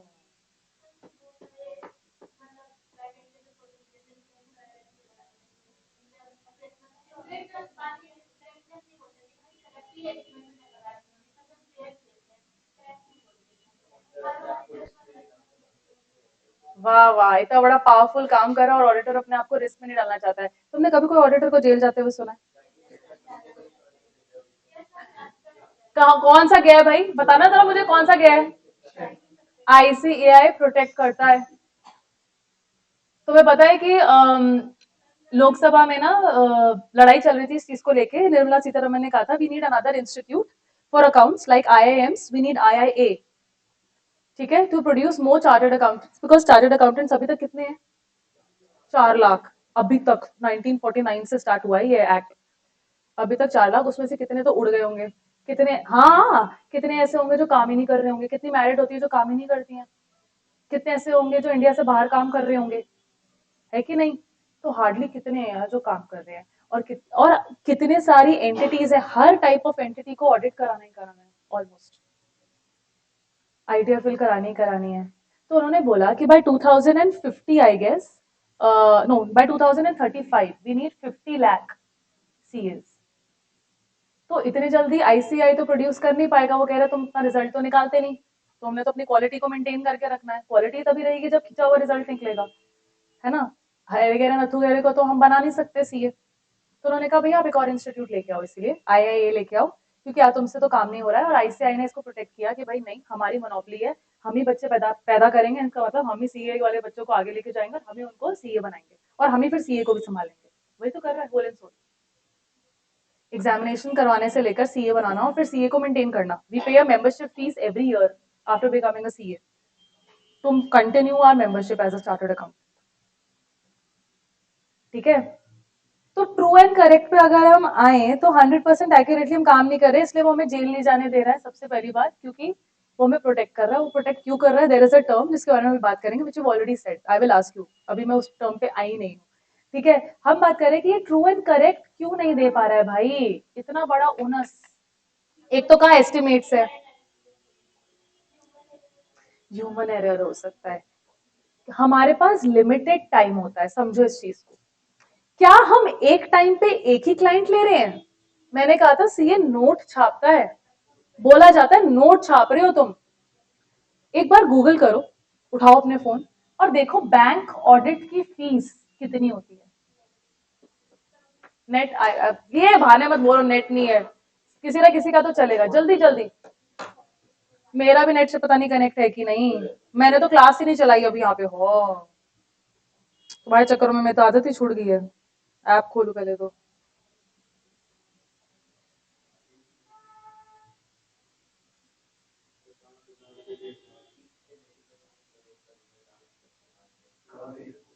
वाह वाह वाह वाह, उसका कहाँ देख रहे हो भी बताओ, देख लो कितनी जोर से बोल दो, ये तो काम जोर से बोलने वाला है।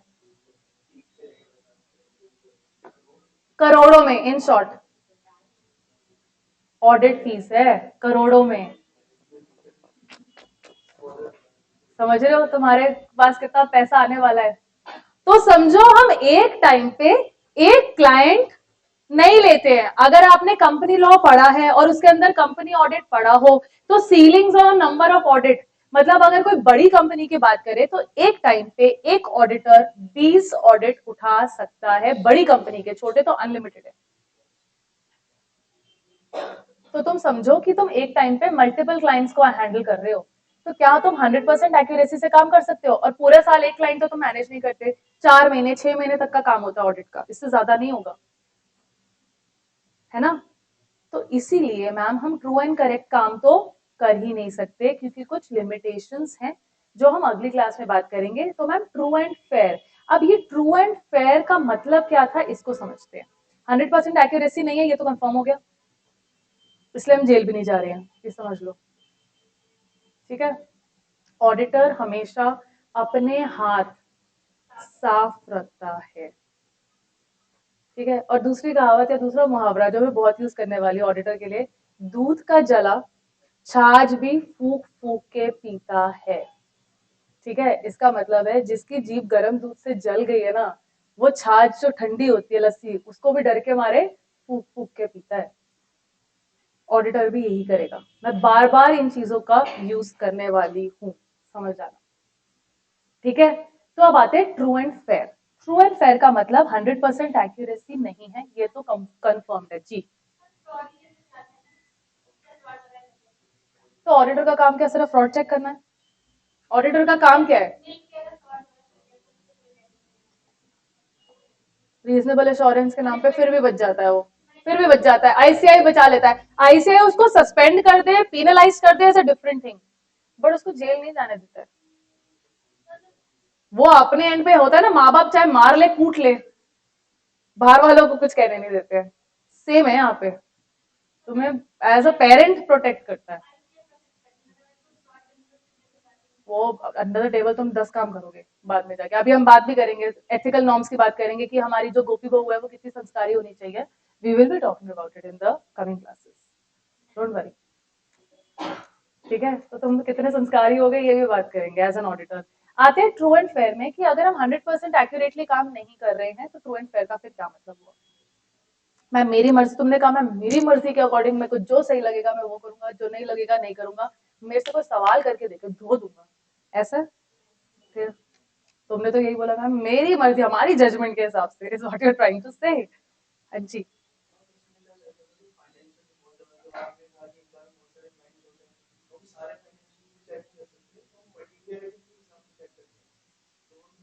Okay, fair enough, fair enough, fair enough, but फिर भी ऐसी कौन सी चीज होनी चाहिए जो हमें करनी करनी चाहिए, थोड़ा और रिफाइनमेंट चाहिए इसको। हमने एक टर्म कभी पढ़ा है मिस स्टेटमेंट? कभी पढ़ा है अकाउंट्स में miss statement? What do you mean by miss statements? गड़बड़, गड़बड़, खत्म बात, इट्स अ गड़बड़। तो मेरा काम है गड़बड़ निकालना, चाहे वो एरर से हो या फ्रॉड से हो, मतलब चाहे जानबूझ के हो चाहे गलती से हो, गड़बड़ निकालना मेरा काम। क्या मैं सारी गड़बड़े निकाल सकती हूँ?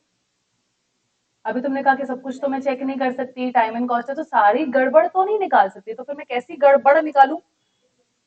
सिग्निफिकेंट, सिग्निफिकेंट को एक टर्म दिया जाएगा यहाँ पे जो आपने यूज किया,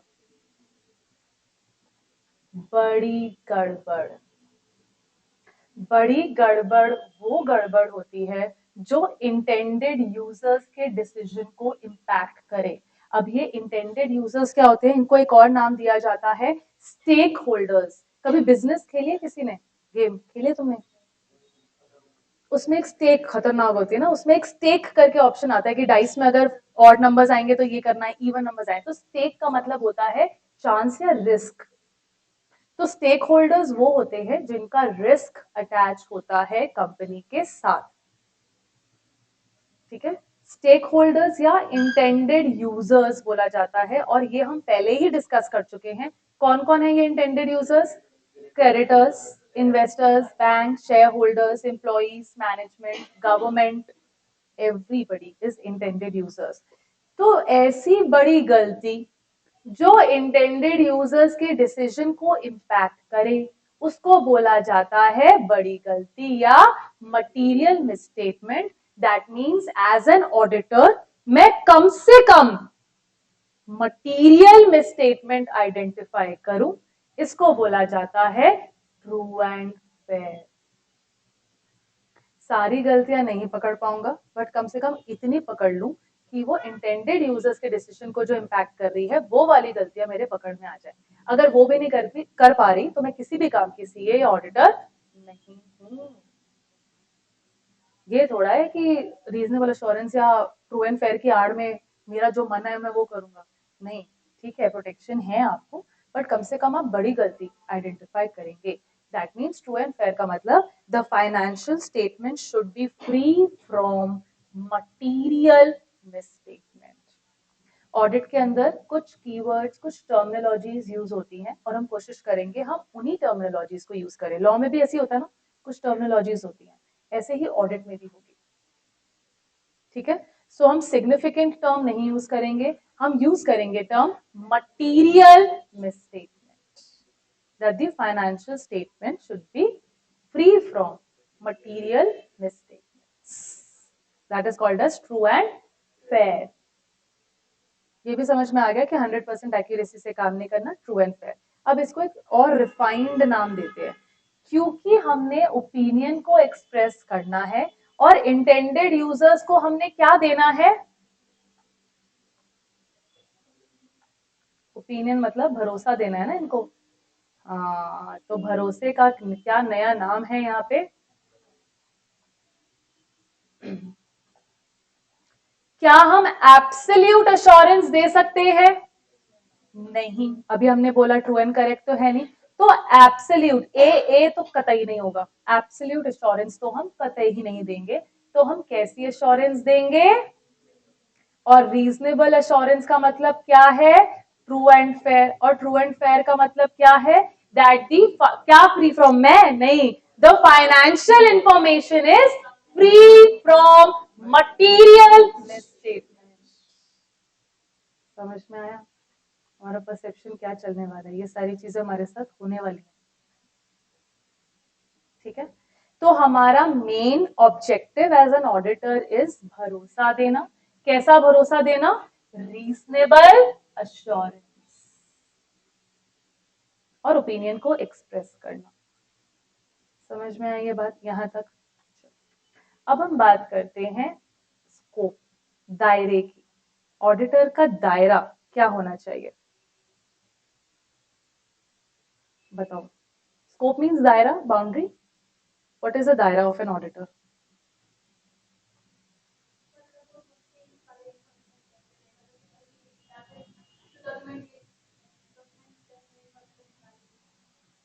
So you're saying it should be related only to the financial information, या एंटिटी के सारे काम को चेक करना हमारा काम है? तो सारे काम उसमें, what is the difference between सारे काम and financial information? Can you give me an example?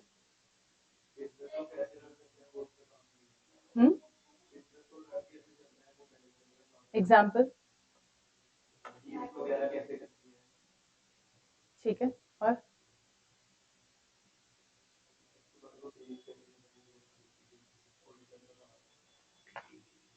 ठीक है, मैगी सबको अच्छी लगती है, मेरे को तो बहुत ही अच्छी लगती है।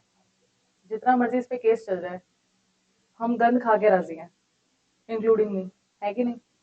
याद है मैगी पे कुछ केस चला था पिछले टाइम, लेड कंटेंट का।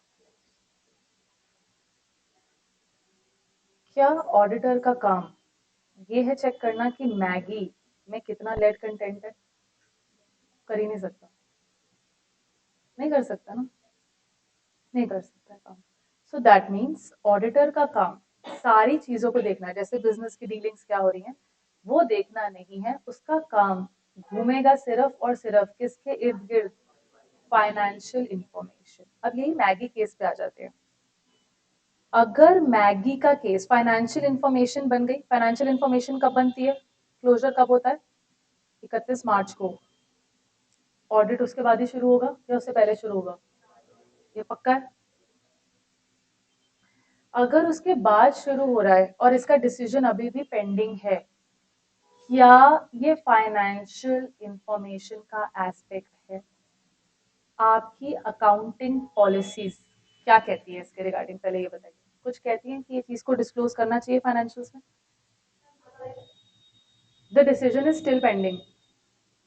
सोचो अगर ये डिसीजन अभी तो मैगी के फेवर में आ गया था, अब पैसे खिला के आया कि सच्ची में आया ये हमें नहीं पता, बट जिस टाइम पे मैगी का जो लेड कंटेंट वाला था, मैगी की सेल्स ड्रास्टिकली ड्रॉप की थी, ड्रास्टिकली। एंड मैं तो कह रही हूँ ये मैगी की मार्केटिंग स्ट्रेटेजी कमाल की है कि उसने जो कमबैक लिया, और आज तक मैगी अपना ही फ्लेवर नहीं बीट कर पा रहा। दूसरा ब्रांड तो बहुत दूर की बात है, कोई भी ब्रांड मैगी के क्लोज तक नहीं है, चाहे वो टॉप ब्राह्मण हो, और कितने ब्रांड्स है, yippee हो, और क्या खाते हैं, वाई वाई हो, देर इज ऊडल्स करके आई थिंक एक और है, और क्या है, और कौन से ब्रांड्स है, खाते नहीं हो तुम? तो तुमसे मैगी नहीं खाते, अभी मैं गोलगप्पे का एग्जाम्पल लूंगी, तुमने वो नहीं खाने, फिर मैं मूवीज के एग्जाम्पल लूंगी, तुमने वो नहीं देखने। कौन से बच्चे हो तुम, कहाँ के बच्चे हो तुम? पढ़ाई तुमसे वो भी नहीं होगी, अभी मैं कहूंगी ना तुम पढ़ लो, तुमसे वो भी नहीं हो रहा होगा थोड़े दिनों में। मैम पूछ रही होगी, तुम्हारा OHT हो रहा होगा, ओवर ट्रांसमिशन चल रही होगी, कर क्या रहे हैं फिर पता नहीं, रीलें चल रही हैं। रीलों में क्या चल रहा है वैसे आजकल, what is in, what is in, what is trending now days, दुनिया खत्म है। मैं तो जब खोलती हूँ आजकल भविष्यवाणी चल रही होती है 2026 की, कोई ना कोई कुछ ना कुछ प्रिडिक्ट ही कर रहा होता है, यही सब में चल रहा है, ये मेरी रील्स में ही आ रहा है ये। एक तो एक रील पे अटक जाओ, वैसी रील्स 10 दिखनी शुरू हो जाएंगी, इरिटेटिंग सी। तो रीलें देखना छोड़ दो, एक तो सच झूठ नहीं पता होता उसमें, दूसरा कुछ हो ना हो तो मैं फेल जरूर करवा देगी, कुछ भी बोल रहे होते हैं, जिसका जो मन करे। हाँ भाई मैगी पे आ जाओ, मैगी के लेट कंटेंट का डिसीजन अभी पेंडिंग है, क्या ये फाइनेंशियल में डिस्क्लोज होना चाहिए is the question. What does the accounting standards say, is it a liability, is it a subsequent event?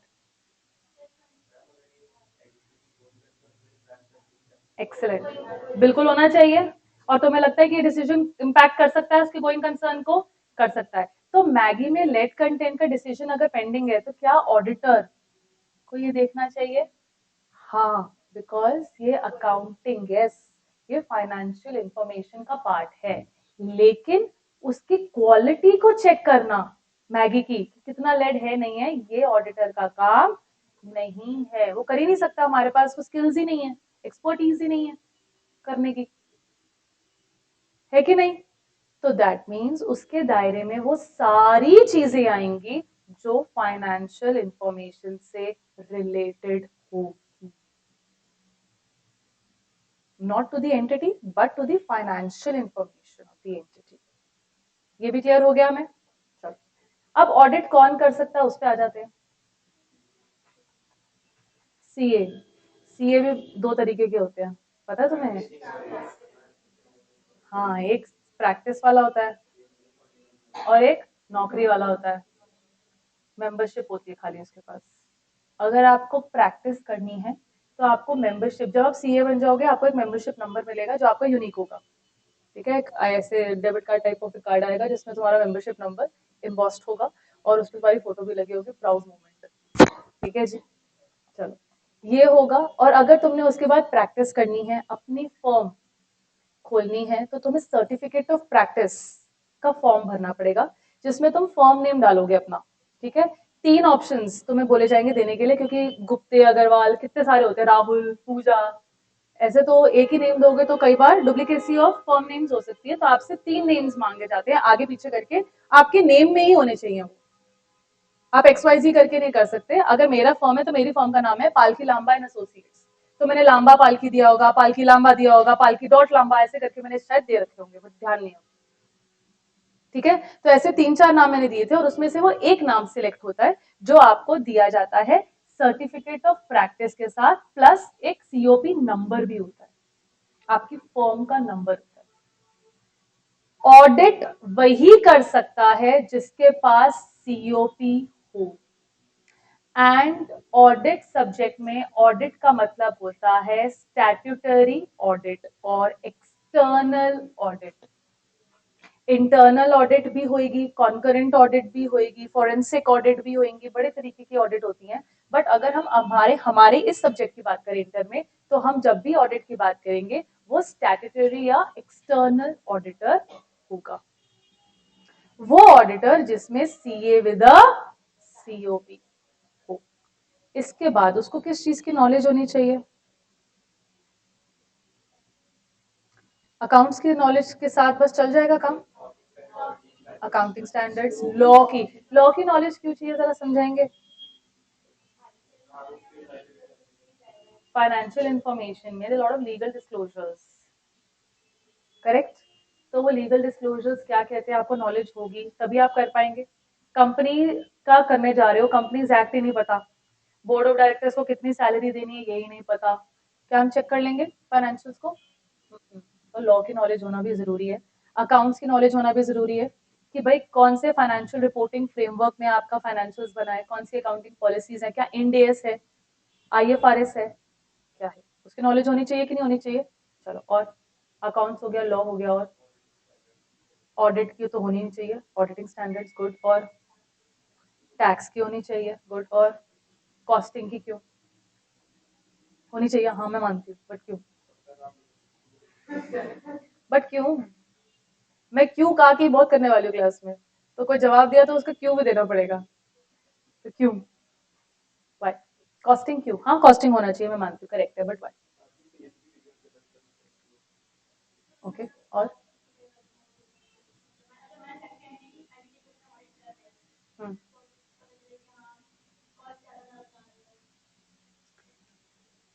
चलो इसको थोड़ा सा और समझते हैं। कंपनी फाइनेंशियल इंफॉर्मेशन या फाइनेंशियल स्टेटमेंट्स कितनी बनाती है? एक ही बनती है पूरे साल में? तीन बनती है, कैसे? वेरी गुड, एक तो क्वार्टरली बनती है, मंथली या क्वार्टरली बनेगी पक्का? मंथली या क्वार्टरली बनेगी, चलो ठीक है, मंथली या क्वार्टरली फाइनेंशियल्स बनती है।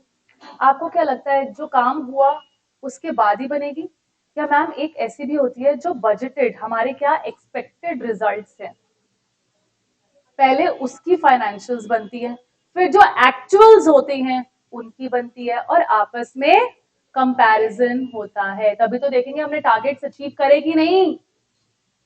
कंपनी के पर्सपेक्टिव से भी तो समझो, है कि नहीं? तो एक फाइनेंशियल तो बनने ही नहीं वाला, फाइनेंशियल्स बजटेड बनते हैं, एक्चुअल्स बनते हैं, एक्चुअल्स में भी क्वार्टरली या मंथली बनते हैं, और फिर एक फाइनल बनता है जो क्लोजर होता है ना? तो अगर हम स्टैट ऑडिट की बात करें, वैसे तो हम फाइनेंशियल जो लास्ट में बनी फाइनल, हम उसको ऑडिट करते हैं, बट क्या हम comparison with the budgeted and actuals कर सकते हैं टू आइडेंटिफाई कहां पे गड़बड़ होने के चांसेस हैं? कर सकते हैं कि नहीं कर सकते? बिल्कुल कर सकते हैं। तो अगर मैं बजटेड की बात करूं तो यहाँ पे क्या कॉस्टिंग मेरी हेल्प करेगी? बिल्कुल करेगी। आ गया ना? तो हमें कॉस्टिंग की नॉलेज होनी चाहिए, क्योंकि हम कंपैरिजन करेंगे गलतियां निकालने के लिए। फॉर एग्जाम्पल, चलो एग्जाम्पल ले लेते हैं, वोडाफोन का ऑडिट करने जा रहे हैं। जिस साल जियो आया उस साल वोडाफोन की बैंड बजी थी, जिस साल जियो आया था वोडाफोन की सेल्स में ड्रास्टिक ड्रॉप हुआ था। इसकी वजह से किसने किसके साथ मर्ज किया था? आइडिया के साथ, अपने आप को बचाने के लिए दोनों ने मर्ज कर लिया। डूबने से अच्छा, दोनों डूब जाए ऐसे अच्छा एक दूसरे का सहारा बन जाए। फिर भी चल रही है अभी ना, वोडाफोन तो अभी भी चल रहा है, मेरा खुद का एक नंबर है, वो अलग बात है कि बैंड बज रही है, लॉसेस में चल रहा है, बट चल ठीक है। तो वोडाफोन का ऑडिट उस साल ऑडिटर करने गया जिस साल जियो आया था, और उसने देखा कि सेल्स में ड्रास्टिक ड्रॉप है। अब ये रीजन अगर ऑडिटर को यही नहीं पता है कि जियो आने की वजह से ये हुआ, तो ऑडिटर तो अपना सारा टाइम यही खोजने में निकाल लेगा कि भाई ये सेल्स गिरी तो क्यों गिरी, कहीं इसमें फ्रॉड की बदबू तो नहीं आ रही है, कहीं कॉस्टिंग की कैलकुलेशंस में तो नहीं गड़बड़ हो गई है, कहीं सेल्स को गलत तरीके से तो नहीं दिखा रखा है।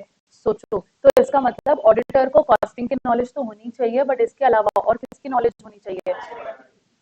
एनवायरमेंट की, करंटली क्या चल रहा है। तो आपको भी as an auditor current affairs क्या चल रहे हैं, गवर्नमेंट क्या कर रही है, आजकल क्या चल रहा है वैसे भी न्यूज में। इंडिगो का तो बहुत झमेला, और वो भी कह रहे प्लान्ड है, it was a planned move. नहीं करेंगे?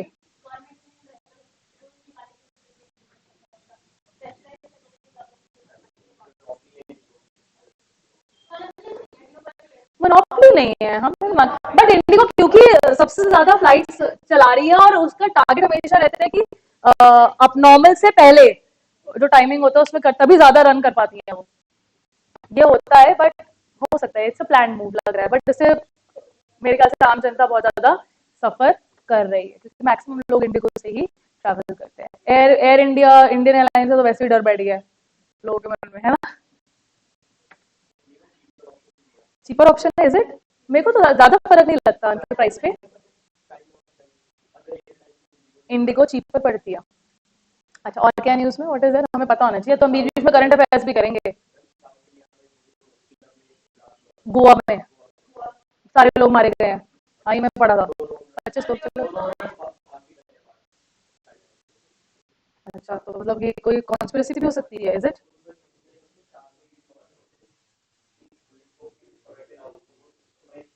फरार भाग गए थे, अच्छा तो कॉन्स्पिरेसी है। और what is there in the news? क्या है?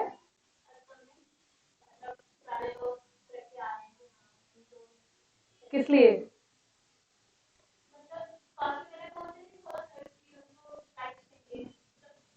राइट्स होंगे, कौन से राइट्स है? ईस्ट इंडिया के राइट्स, कौन से राइट्स? मुझे साइड नहीं।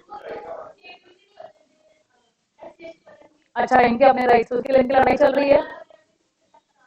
पुतिन पुतिन भी तो आया था रिसेंटली, चला गया वापस ना। बहुत पुतिन आए थे, रशिया के प्रेसिडेंट, ठीक है।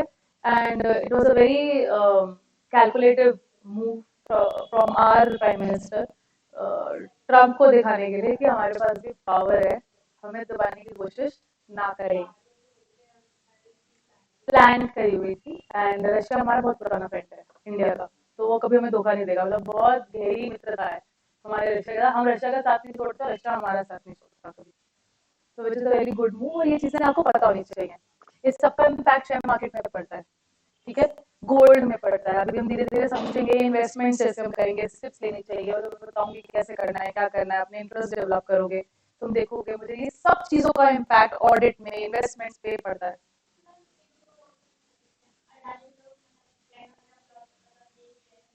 हाँ, मुझे इसके बारे में नहीं पता, बताओ। गवर्नमेंट ने दिया है, मूव हो सकता है कोई दे रहे हैं, क्या बनाने के लिए दे रहे हैं?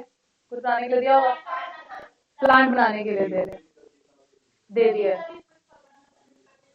हाँ बिल्कुल पड़ता है, हो सकता है ऐसी चीज के अंदर हो, स्पेशल इकोनॉमिक जोन हो, इसके वजह से हो। अगर जरूरी थोड़ी है, कहीं पे भी हो सकता है।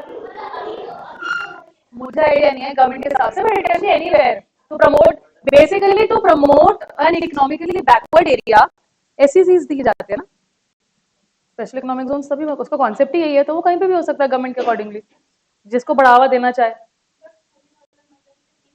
हो सकता है कोई मूव हो गवर्नमेंट का, पॉलिटिक्स भी बहुत बड़ी चीज है, और हमें करंट अफेयर्स के बारे में पता होना चाहिए, तभी हम बता पाएंगे कि रीजन क्या है कोई पर्टिकुलर मूव का एंटिटी के अंदर, समझो।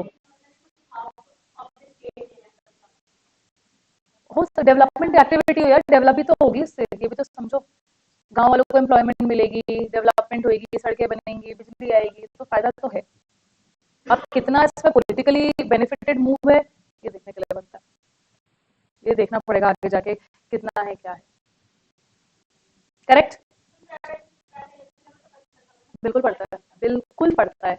इंडिया में बिल्कुल पड़ता है। इंडिया वैसे भी एग्रीकल्चर नेशन बोला जाता है, जहाँ पे मेजर फॉर्म ऑफ हमारी जो कमाई है वो एग्रीकल्चर से आती है, तो उसको जितना हम प्राइवेटाइज करेंगे उतना हमें फायदा है, क्योंकि जो फार्मर्स हैं वो उतना ही सफर करते हैं। स्पेशली साउथ के फार्मर्स, अगर मैं पंजाब साइड की बात करूँ तो बड़े रिच है, पंजाब साइड के farmers are very rich, Rajasthan के साइड के भी फेयर इनफ।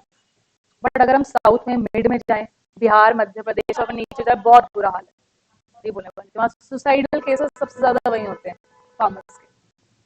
तो उसको क्योंकि मीडिएटर्स जो है ना वो आगे नहीं बढ़ने देते हैं, इसलिए वो मीडिएटर्स को हटाने के लिए कहीं ना कहीं गवर्नमेंट प्राइवेटाइजेशन करने की कोशिश करे।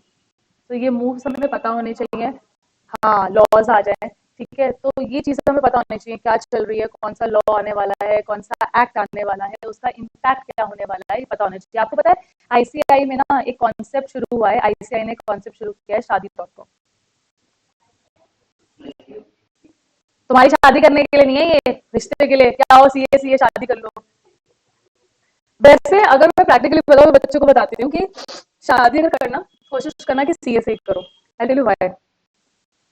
क्योंकि तुम्हें इतनी पेशेंस डेवलप हो जाती है सीए करने में, तो एज स्पाउसेस तुम एक दूसरे को बहुत बेटर समझते हो। पहली चीज, you have patience to listen to the other person and handle the other person.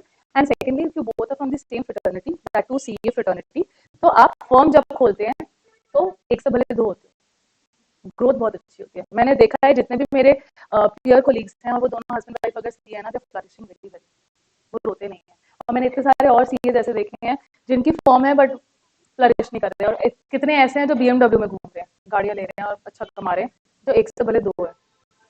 तो अपनी कॉल ले लेना जब भी लेना। मुझे ऐसा लगता है कि मैंने गलती करी, तुम मत करना। शादी करनी है तो सीए से करना, फायदा है, बहुत फायदा मिलता है, मुझे ऐसा लगता है। चलो ये तो कहानी हो गया, अब आ जाते हैं शादी.com में क्या है ये। गूगल करो जल्दी जल्दी। शादी.com अब आईसीआई, हाँ यही नाम है इसका।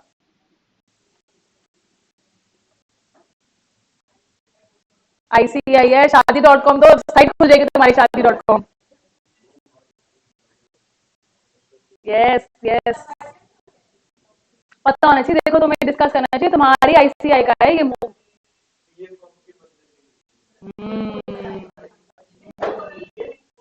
यस यस यस, अब समझ में आया अपनी। And it is a very good move, excellent move, मैं ये कह रही हूँ। क्योंकि जितनी भी बिग फोर्स है ना, वो सारी बाहर की हैं। तो सारा पैसा तो अल्टीमेटली बाहर ही जा रहा है ना, इंडिया में कहाँ आ रहा है। जितनी भी बिग फोर्स हैं आपकी, सारी बाहर की कंपनीज है, ईएनवाई पीडब्ल्यूसी सारी बाहर की है। तो ये मूव आईसीआई का बहुत ही अच्छा मूव है।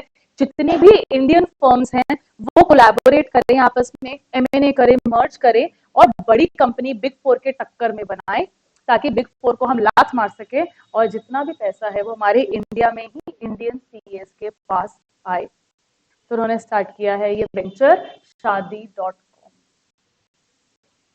नाइस ना। तो तुम्हें चीजें पता होनी चाहिए। तो अब हम आते हैं हमारे सीए को, किस चीज की नॉलेज होनी चाहिए। तो करंट अफेयर्स तो हमने समझ ही ली, किसकी नॉलेज होनी चाहिए। अकाउंट्स लिख लिया था हमने, लॉ लिख लिया था, ऑडिट लिख लिया, टैक्स लिख लिया, कॉस्टिंग लिख लिया, और एनवायरमेंट, करंट अफेयर्स। चलो जी, और एफएम बाय एफएम,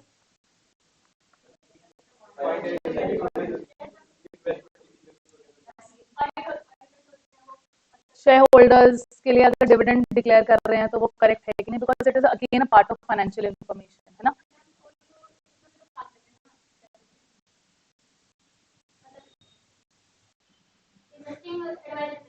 चलो as an advisory, but auditor, stat auditor का काम एडवाइस देना। हम तो स्टैट ऑडिटर के पर्सपेक्टिव से बात कर रहे हैं, हम सीए के पर्सपेक्टिव से बात नहीं कर रहे अभी। मेरा काम राय देना, मेरा तो ऑब्जेक्टिव क्या था अभी, ओपिनियन एक्सप्रेस करना। तो एडवाइस देना तो मेरा काम नहीं है। ऑफ द टेबल में क्या कर रही हूँ वो अलग बात है, बट एज पर बुक्स मेरा काम एडवाइस देना नहीं है, मेरा काम ओपिनियन को एक्सप्रेस करना है। ठीक है जी। और किसकी नॉलेज होनी चाहिए।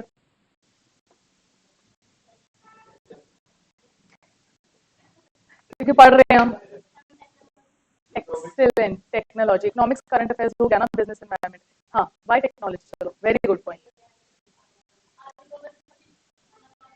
क्योंकि सिर्फ एआई आया इसलिए। अच्छा, एआई से क्वेश्चन करते हैं फिर।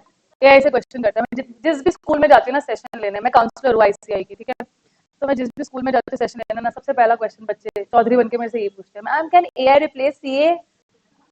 हाँ, तो जवाब क्या है, क्यों।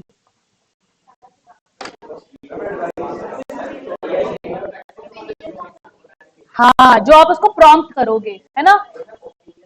सही गलत का फैसला करना, फ्रॉड कहाँ है कहाँ नहीं है, कहाँ गलत काम हो रहा है कहाँ नहीं, कहाँ ज्यादा काम करना है कहाँ पे कम, ये एआई बताएगा आपको।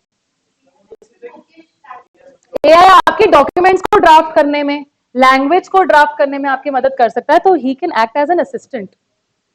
बट जहां पे thinking, strategic decision making skills होते हैं, वहां पे एआई कभी भी आपको रिप्लेस नहीं कर सकता। तो सीए के काम, तुम्हारे काम को तो कभी भी एआई रिप्लेस नहीं करेगा। चिंता मुक्त हो जाइए, तुम्हारे पास पैसा आएगा। ठीक है, अब आते हैं सिर्फ एआई से रिलेटेड काम के लिए हमें टेक्नोलॉजी की नॉलेज होनी चाहिए।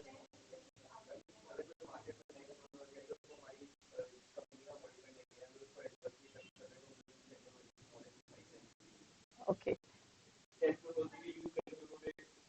फाइनेंशियल स्टेटमेंट्स बनाई होंगी। यूजुअली जो सॉफ्टवेयर यूज होता है स्मॉल एंड मीडियम फर्म्स का वो होता है टैली। टैली होता है, ठीक है, फाइनेंशियल सॉफ्टवेयर है जिससे फाइनेंशियल बनते हैं। उसमें क्या होता है कि उसमें आप ना जर्नल एंट्री डालते हो और उसकी ऑटोमेटिकली आपकी, हाँ, ट्रायल बैलेंस और फाइनेंशियल स्टेटमेंट बन जाती है। उसका सिर्फ लेजर, आपका खाता खोलना होता है, लेजर बनाना होता है और जर्नल एंट्री पोस्ट करनी होती है, बाकी सब बन जाता है। तो मोटा मोटा टैली ऐसे वर्क करता है। ठीक है, इसमें से किस किसने वर्क किया टैली पे? करा हुआ है, करा हुआ है। यू हैव फेयर आइडिया कि उसमें से अगर कोई रिपोर्ट आप एक्सट्रैक्ट करना चाहते हैं एक्सेल के अंदर तो वो भी हो जाती है और उस पर आप वर्क कर सकते हैं। चलो, अब तुम एक ऐसी फॉर्म का, ऐसी एंटिटी का ऑडिट करने जा रहे हो, फॉर्म तो नहीं बोलेंगे, ऐसी एंटिटी का ऑडिट करने जा रहे हो जो टैली यूज कर रहा है। तुम्हें टैली चलाना नहीं आता, मैं तुम्हें बताऊंगी प्रैक्टिकली आगे जाके मेरे साथ क्या हुआ था। जब मैं सीए बनी थी तो मुझे टैली चलाना नहीं आता था, क्योंकि मैं डमी थी। मैंने आर्टिकलशिप 6 महीने करी थी, उसको मैंने छोड़ दी कि मुझसे नहीं हो रहा है हैंडल, मैं पढ़ाई करूंगा। मुझे लगा पहले पढ़ लेते हैं, पढ़ने के बाद सीए बनी जाएंगे तो काम भी आ ही जाएगा। मैं रिलैक्स मोड पे थी और क्योंकि नोन टू भी थे मेरे, तो मैं रिलैक्स मोड पे चली गई और मैंने नहीं सीखा और उसका बहुत बड़ा रेपरकशन मैंने अपनी जॉब में फेस किया।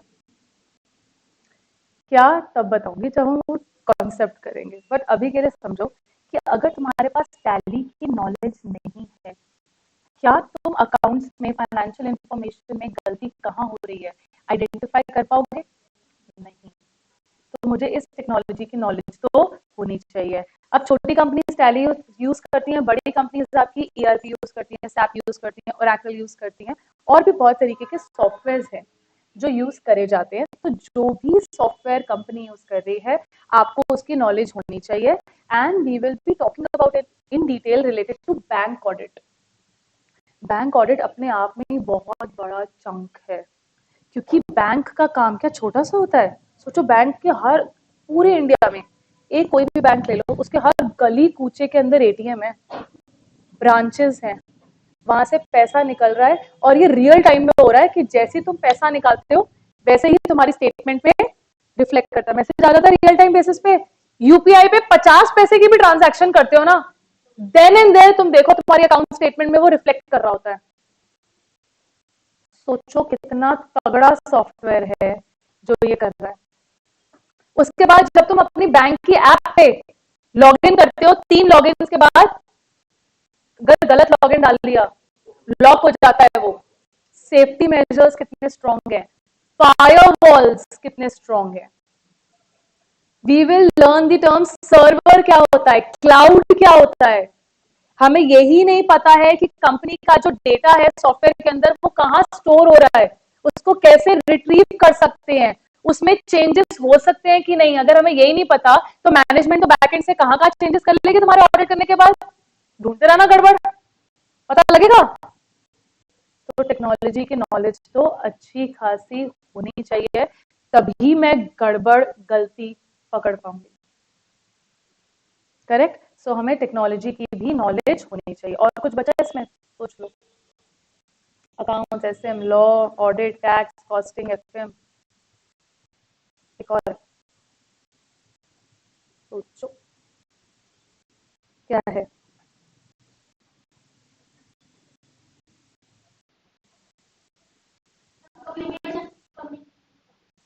कम्युनिकेशन, जिसको हम टर्म देंगे behavioural science. What is behavioural science? हम सब अगली क्लास में पढ़ने वाले हैं, हमारा फर्स्ट चैप्टर ये जो हम डिस्कस करें basically. What is behavioural science? हाव भाव को, can you give me an example? Auditor के लिए कैसे है जरूरी? ठीक है, हाव भाव को समझना, दूसरे इंसान के हाव भाव को समझना is called as behavioural science. Example से समझाइए एज एन ऑडिटर क्यों जरूरी है।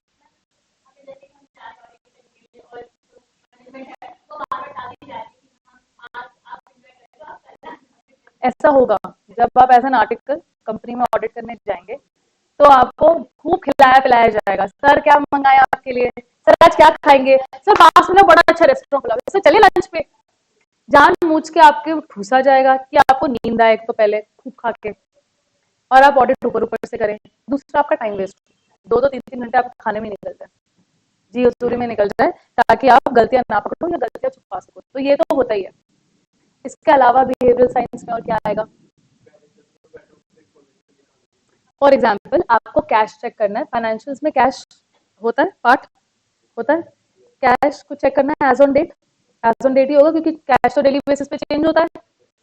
कैशियर के पास तुम गए, कैशियर गड़बड़ करता था, ठीक है, तुमने बात करी, हाँ भाई कितना कैश है, कैसे रखते हो, सर वो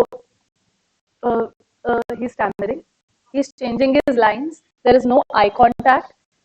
तो तुम्हें लगता है कुछ तो गड़बड़ है दया, है ना, मेरी फीलिंग आती है। तो अगर तुम्हें, तुम्हारे अंदर ये एटीट्यूड नहीं है, अगर तुम दूसरे बंदे के हाव भाव को, एक्सप्रेशंस को, कम्युनिकेशन को नहीं समझ पा रहे हो, तो कहीं ना कहीं गलती को पकड़ नहीं पाओगे। तो नॉलेज ऑफ बिहेवियरल साइंस भी उतनी ही जरूरी है। समझ में आई ये बात? ठीक है, चलो। तो हमें समझा, हमने अभी ये समझा मोटा मोटा कि ऑडिट क्या है, what is the definition of audit. बाकी सारे क्यों नहीं बोल रहे? What is audit? Independent examination of किसकी? ऑफ एन कैसी? Whether irrespective of the size and legal form. किस लिए? Conducted to opinion. सीधी बात, ठीक है। क्या हम 100% एक्यूरेसी से काम कर सकते हैं? नहीं। तो हम कैसा व्यू देते हैं? इसके लिए हमने टर्म यूज करा रीजनेबल एश्योरेंस। रीजनेबल एश्योरेंस का मतलब true and fair, and true and fair का मतलब the financial information should be free from, कम से कम बड़ी गलती पकड़ी जाए, है कि नहीं? ये हमारा होल एंड सोल ऑब्जेक्टिव है। फिर हमने स्कोप की बात करी, दायरे की बात करी। दायरा क्या है इसका? सारे एस्पेक्ट्स ऑफ द एंटिटी का दायरा है इसका ना, सारे aspects related to the financial information of an entity, है ना। फिर हमने बात करी ये जो बैलेंस शीट के अंदर इंफॉर्मेशन फिगर होती है, एक अमाउंट फिगर होती है, मैंने कहा था एक इंफॉर्मेशन, इंफॉर्मेशन के बैकएंड को हमने क्या नाम दिया था? Internal control. याद रखो, ये सारी चीजें हम यूज करने वाले हैं आगे जाके, है ना। फिर हमने कहा ये ऑडिटर कैसा होना चाहिए? ये ऐसा होना चाहिए जिसके पास सीए हो और प्लस सीओपी हो और नॉलेज ऑफ वेरियस डिसिप्लिन हो। बट इसके अंदर क्वालिटी क्या होनी चाहिए? अब बात करते हैं हुनर, क्वालिटी क्या होनी चाहिए जिससे कि ये ऑडिट अच्छा करे। ऑडिट के अंदर हम दो मेजर हुनर की बात करेंगे, और दो मेजर हुनर की मदद से ऑडिटर पूरा ऑडिट कर लेता है, ठीक है। एक होती है प्रोफेशनल जजमेंट, ठीक है। जजमेंट का मतलब होता है सही गलत का फैसला करना, कहाँ ज्यादा काम करना है, कहाँ कम, कहाँ ज्यादा टाइम लगाना है, कहाँ कम, कहाँ बड़ी गलती हो सकती है, कहाँ नहीं, कहाँ कौन सा मेथड लगाना है चेकिंग के लिए, कहाँ नहीं। इसके लिए हम कौन सा हुनर यूज कर रहे हैं? Professional judgement. और दूसरा हुनर है प्रोफेशनल स्केप्टिसिज्म, ठीक है। स्केप्टिसिज्म का मतलब क्या होता है? क्वेश्चनिंग माइंड, पैनी नजर, कुछ तो गड़बड़ है दया। याद रख लो, सीआईडी में होता है ना, जब भी उसे कुछ शक होता है तो वो कुछ तो गड़बड़ है दया वाला एटीट्यूड। तो जब भी ऑडिटर को लगेगा ऐसा कुछ है, तो वो कौन सा हुनर यूज करेगा? Professional scepticism. Can you give me one example जहां पे कुछ तो गड़बड़ है दया वाला एटीट्यूड चल सकता है ऑडिट के अंदर? तो जहां फ्रॉड की बदबू आएगी वहां कुछ तो गड़बड़ है दया वाला एटीट्यूड आ सकता है ना। और is it only for taxation? Taxation में क्या सब कुछ सही किया तो कुछ तो गड़बड़ है दया वाला एटीट्यूड क्यों लाऊं मैं?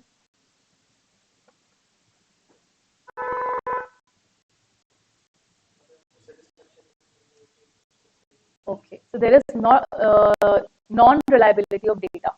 जो आपको डेटा मिला वो आपको रिलायबल नहीं लग रहा है, तो कुछ तो गड़बड़ है दया वाला एटीट्यूड आ सकता है। जहां आपने सबूत निकाला, अभी हम एविडेंस की भी बात करेंगे आगे जाके, आपने सबूत निकाला और वो सबूत आपस में मैच नहीं कर रहे हैं, अगेन कुछ तो गड़बड़ दया वाला एटीट्यूड आ सकता है। ठीक है, सो दो हुनर है और इस दो हुनर की मदद से हम एंटायर ऑडिट कर सकते हैं। बट इसके अलावा तुम्हें क्या लगता है कि ऑडिटर के अंदर क्या क्वालिटी होनी चाहिए ऑडिट अच्छा करने के लिए?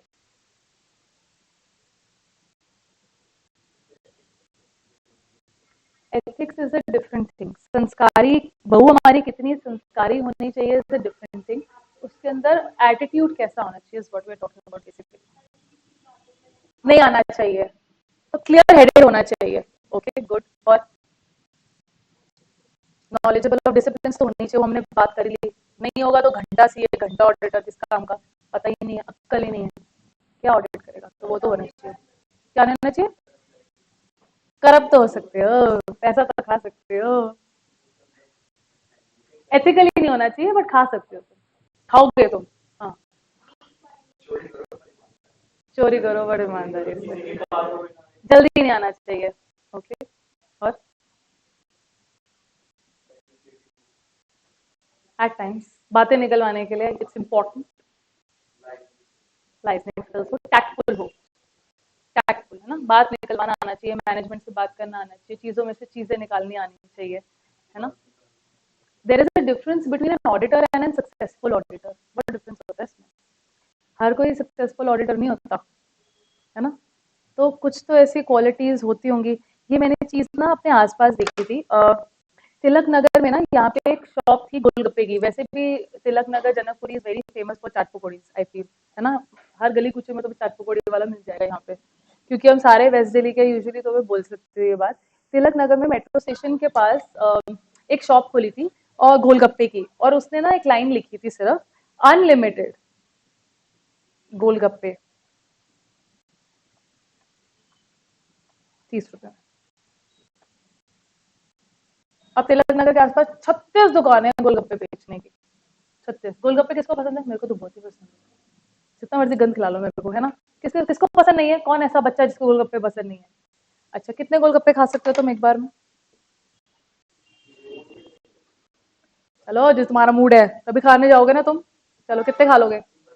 15? ओके। 8 तो मैं भी खा ही लूंगी यार। 8 तो मेरे भी कहीं नहीं गए।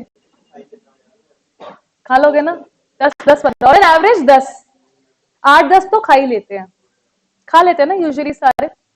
और एक प्लेट में कितने गोलगप्पे होते हैं यार? 5 या 6? 5 ऑन एन एवरेज 5 होते हैं। 6 तो कोई विरला ही होगा जो 4 या 5 होंगे, मतलब विरला होगा जो 6 दे रहा होगा। और एक प्लेट गोलगप्पा 30 से 40 रुपए की होती है। मैं मानती हूँ हमारे एरिया में तो यही चल रहा है, यही चल रहा है ना हमारे जनकपुरी तिलक नगर में। 30 से 40, 30 लगा लो ऑन एन एवरेज। उस गोलगप्पे वाले के पास इतनी लंबी लंबी लाइन लगती थी, मैं बता नहीं सकती। लोग खाने के लिए तिल मिल, मैं किसने देखी थी शॉप, मुझे नाम नहीं ध्यान आ रहा है।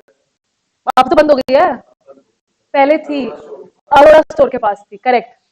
ठीक है, बाहर ही थी मेट्रो स्टेशन के, जेल रोड की तरफ जब हम जाते तो।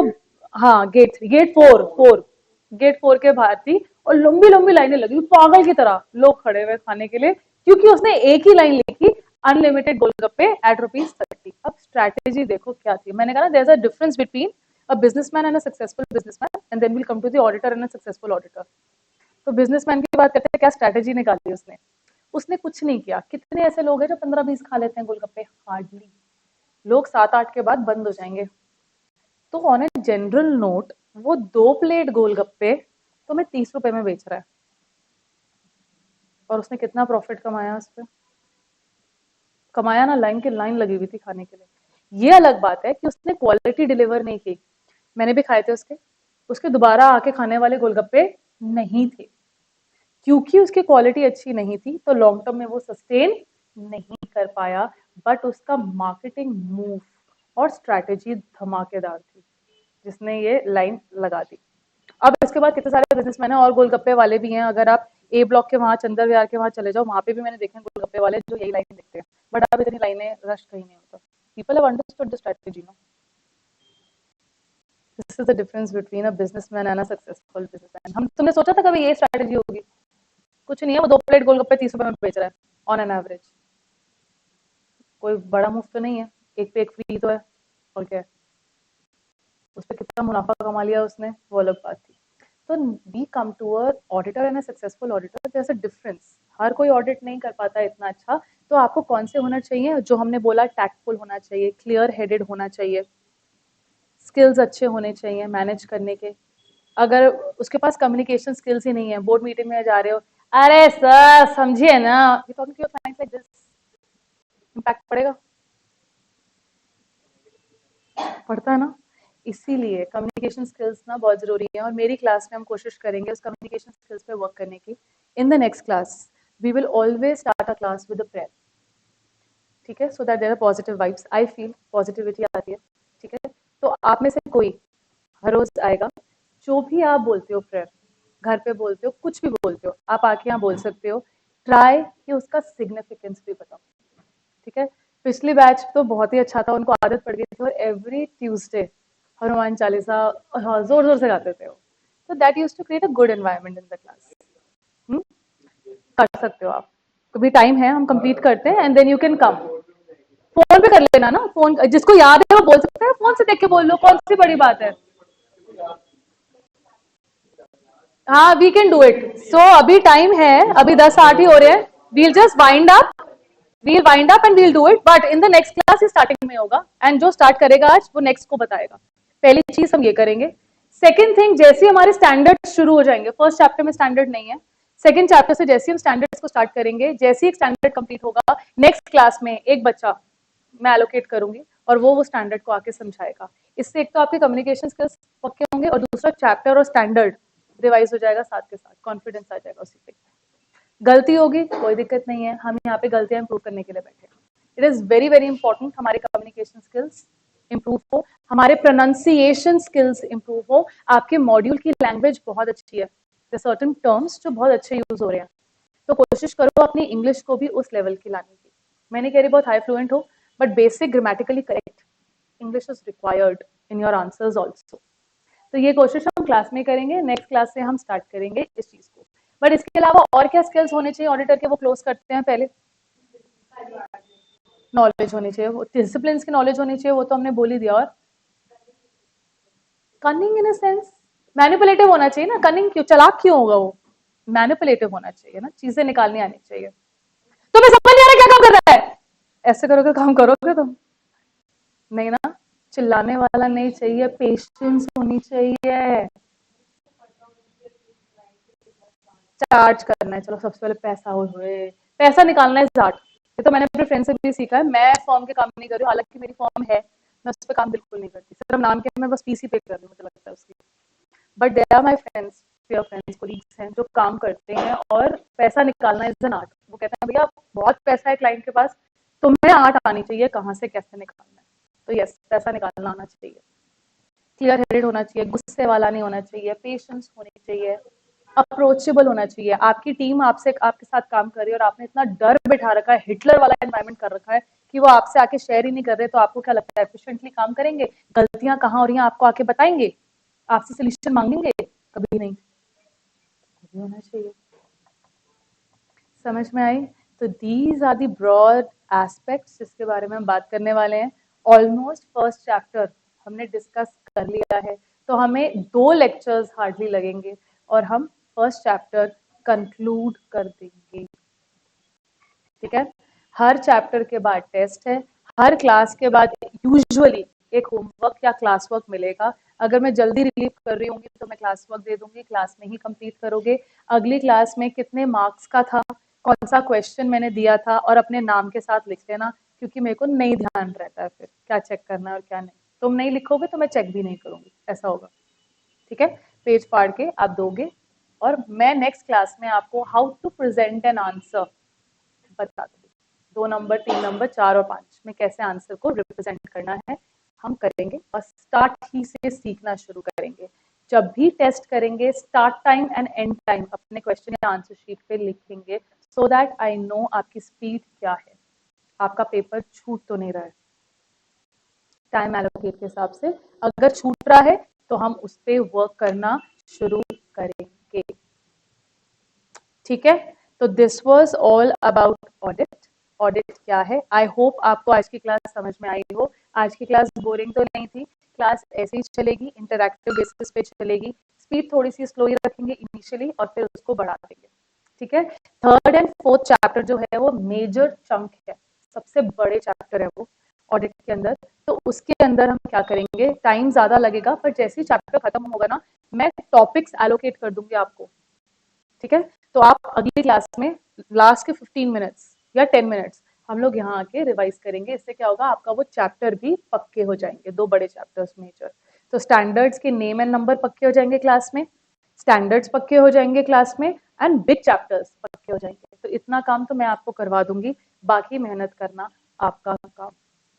और उसके बाद तुम्हारे नंबर ना आए ना, तो डंडा लेके आऊंगा तुम्हारे पीछे, मैं पहले बता रही हूँ, ठीक है। और तुमने देख ही लिया है मेरे ऑडिट के अंदर जिसके 60 प्लस आते हैं, there is a special gift from my side, okay. There is always a special gift from, हाँ, it's a personalised gift. I can change it my will also, but it will always be a personalised gift जो सिर्फ तुम्हारे लिए होगा, ठीक है। 75 plus उससे बड़ा गिफ्ट, 85 प्लस उससे बड़ा गिफ्ट, ठीक है। ये टारगेट्स है। 85 प्लस पे आ जाएगा ना, मनित के 93 थे, he got 93, 91 उसका स्कोर था। कुछ दिनों में मैं उसका पेपर भी शेयर कर दूंगी, so that you have a fair idea कि कैसे पेपर को प्रेजेंट करना चाहिए, ठीक है। 91 थे उसके, उसको 2 मार्क्स ग्रेस मिले थे for good presentation of paper. तो मिल जी, कटते भी हैं गंदी प्रेजेंटेशन के और मिलते भी हैं, तो वर्क कर लो, ठीक है। उसके नेक्स्ट अटेम्प्ट में 81 हाईएस्ट थे, मुझे नाम नहीं याद आ रहा है किसके थे, बट 81 वाज द हाईएस्ट। और इस बार इशाना के I think 78 is the highest, ठीक है। इस बार आई एम एक्सपेक्टिंग, देखो अब कितने हाईएस्ट आते हैं, आने चाहिए, मेरी उम्मीद है। तो मेरी उम्मीदों पे पानी मत फेरना, ठीक है। एक टीचर सक्सेसफुल अपने बच्चों से बनता है, तो ये ध्यान रखना कोई भी टीचर गंदा नहीं पढ़ाता, गंदा पढ़ाएगा तो उसी का नुकसान है, नाम उसी का ही नीचे जाएगा। तो टीचर अपने हिसाब से पूरी मेहनत करता है, have faith on the teacher, ठीक है। उसका कहा मानना है अच्छे बच्चे की तरह, और ऑडिट को डेली थोड़ा थोड़ा पढ़ना है, ठीक है जी। आ जाइए, हनुमान चालीसा करते हैं, then we wind up the class. आज विल स्टार्ट विद यू जी, विल स्टार्ट विद यू, फिर आप सिलेक्ट करोगे अगला कौन करेगा इन द नेक्स्ट क्लास। हाँ, सभी गाएंगे, सभी गाएंगे। मुझे आता नहीं है अलग बात है, बट कर सकते हैं।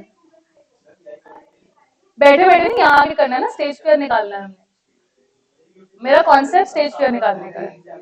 अभी तो इतने बच्चे हैं, इतने बच्चों में तो स्टेज पे निकालना सीखो।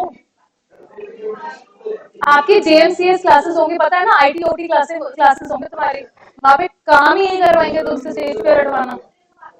वहां आके बोलना है, स्टैंडर्ड भी वहां आके बोलना है। यही तो डर निकालना है हमने। कुछ भी हेल्प यू, डोंट वरी, हम है ना हेल्प करने के लिए। आ जाओ आ जाओ आ जाओ, किसको आती है, आ जाओ। और जो यहाँ बोल रहा है वही नेक्स्ट बंदा सिलेक्ट करेगा, उसका पास पूरा राइट है। हाँ, बाकी सब भी बोलो, मेरे को आती नहीं है। हाँ,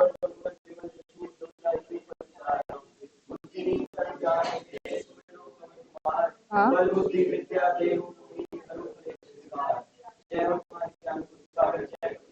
गुड।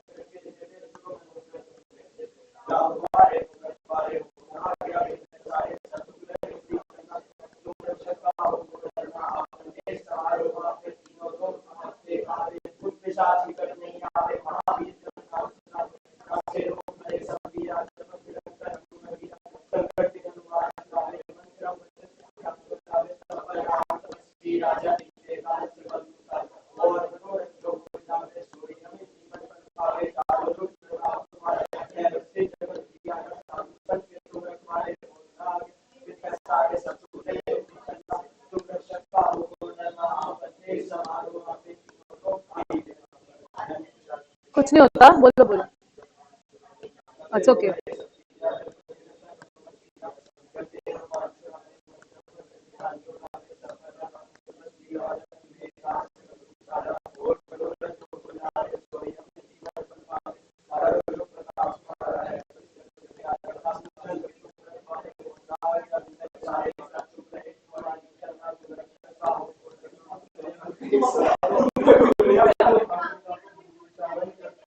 ओके कुछ नहीं होता, वो सीख लेगा, डजंट मैटर। हाँ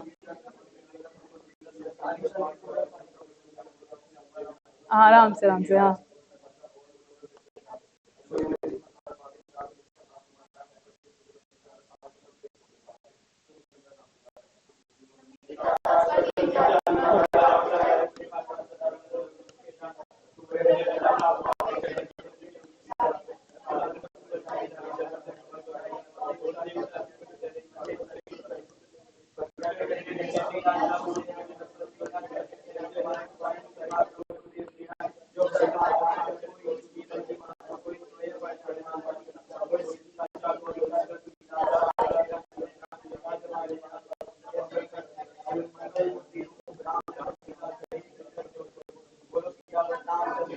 जय, वेरी गुड।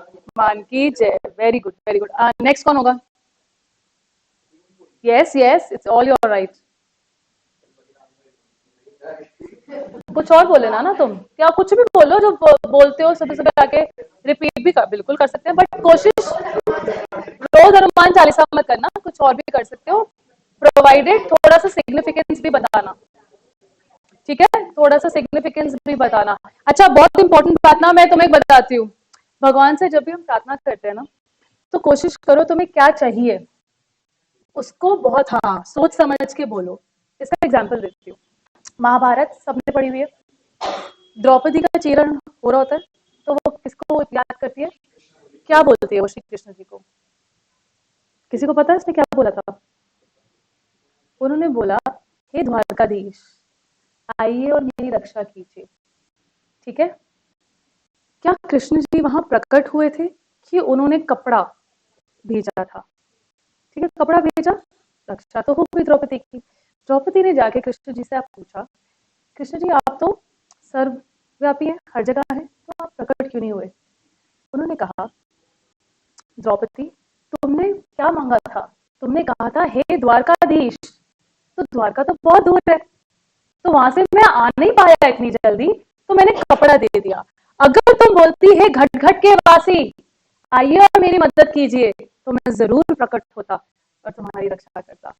तो इससे हमें ये सीख मिलती है कि जो भी हम मांगते हैं बहुत ध्यान से मांगे। भगवान देने से कभी मना नहीं करता। वो कहता है पहले तुम मांगो तो सही ठीक से क्या मांग रहे हो। ठीक है, तो आज के बाद अगर तुम्हें रैंक चाहिए, एग्जामिशन चाहिए, सिर्फ पास होना है, तुम्हारी मर्जी है कि तुम क्या मांगोगे।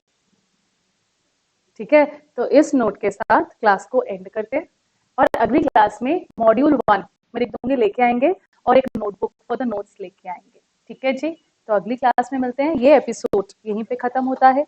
Stay safe, stay happy.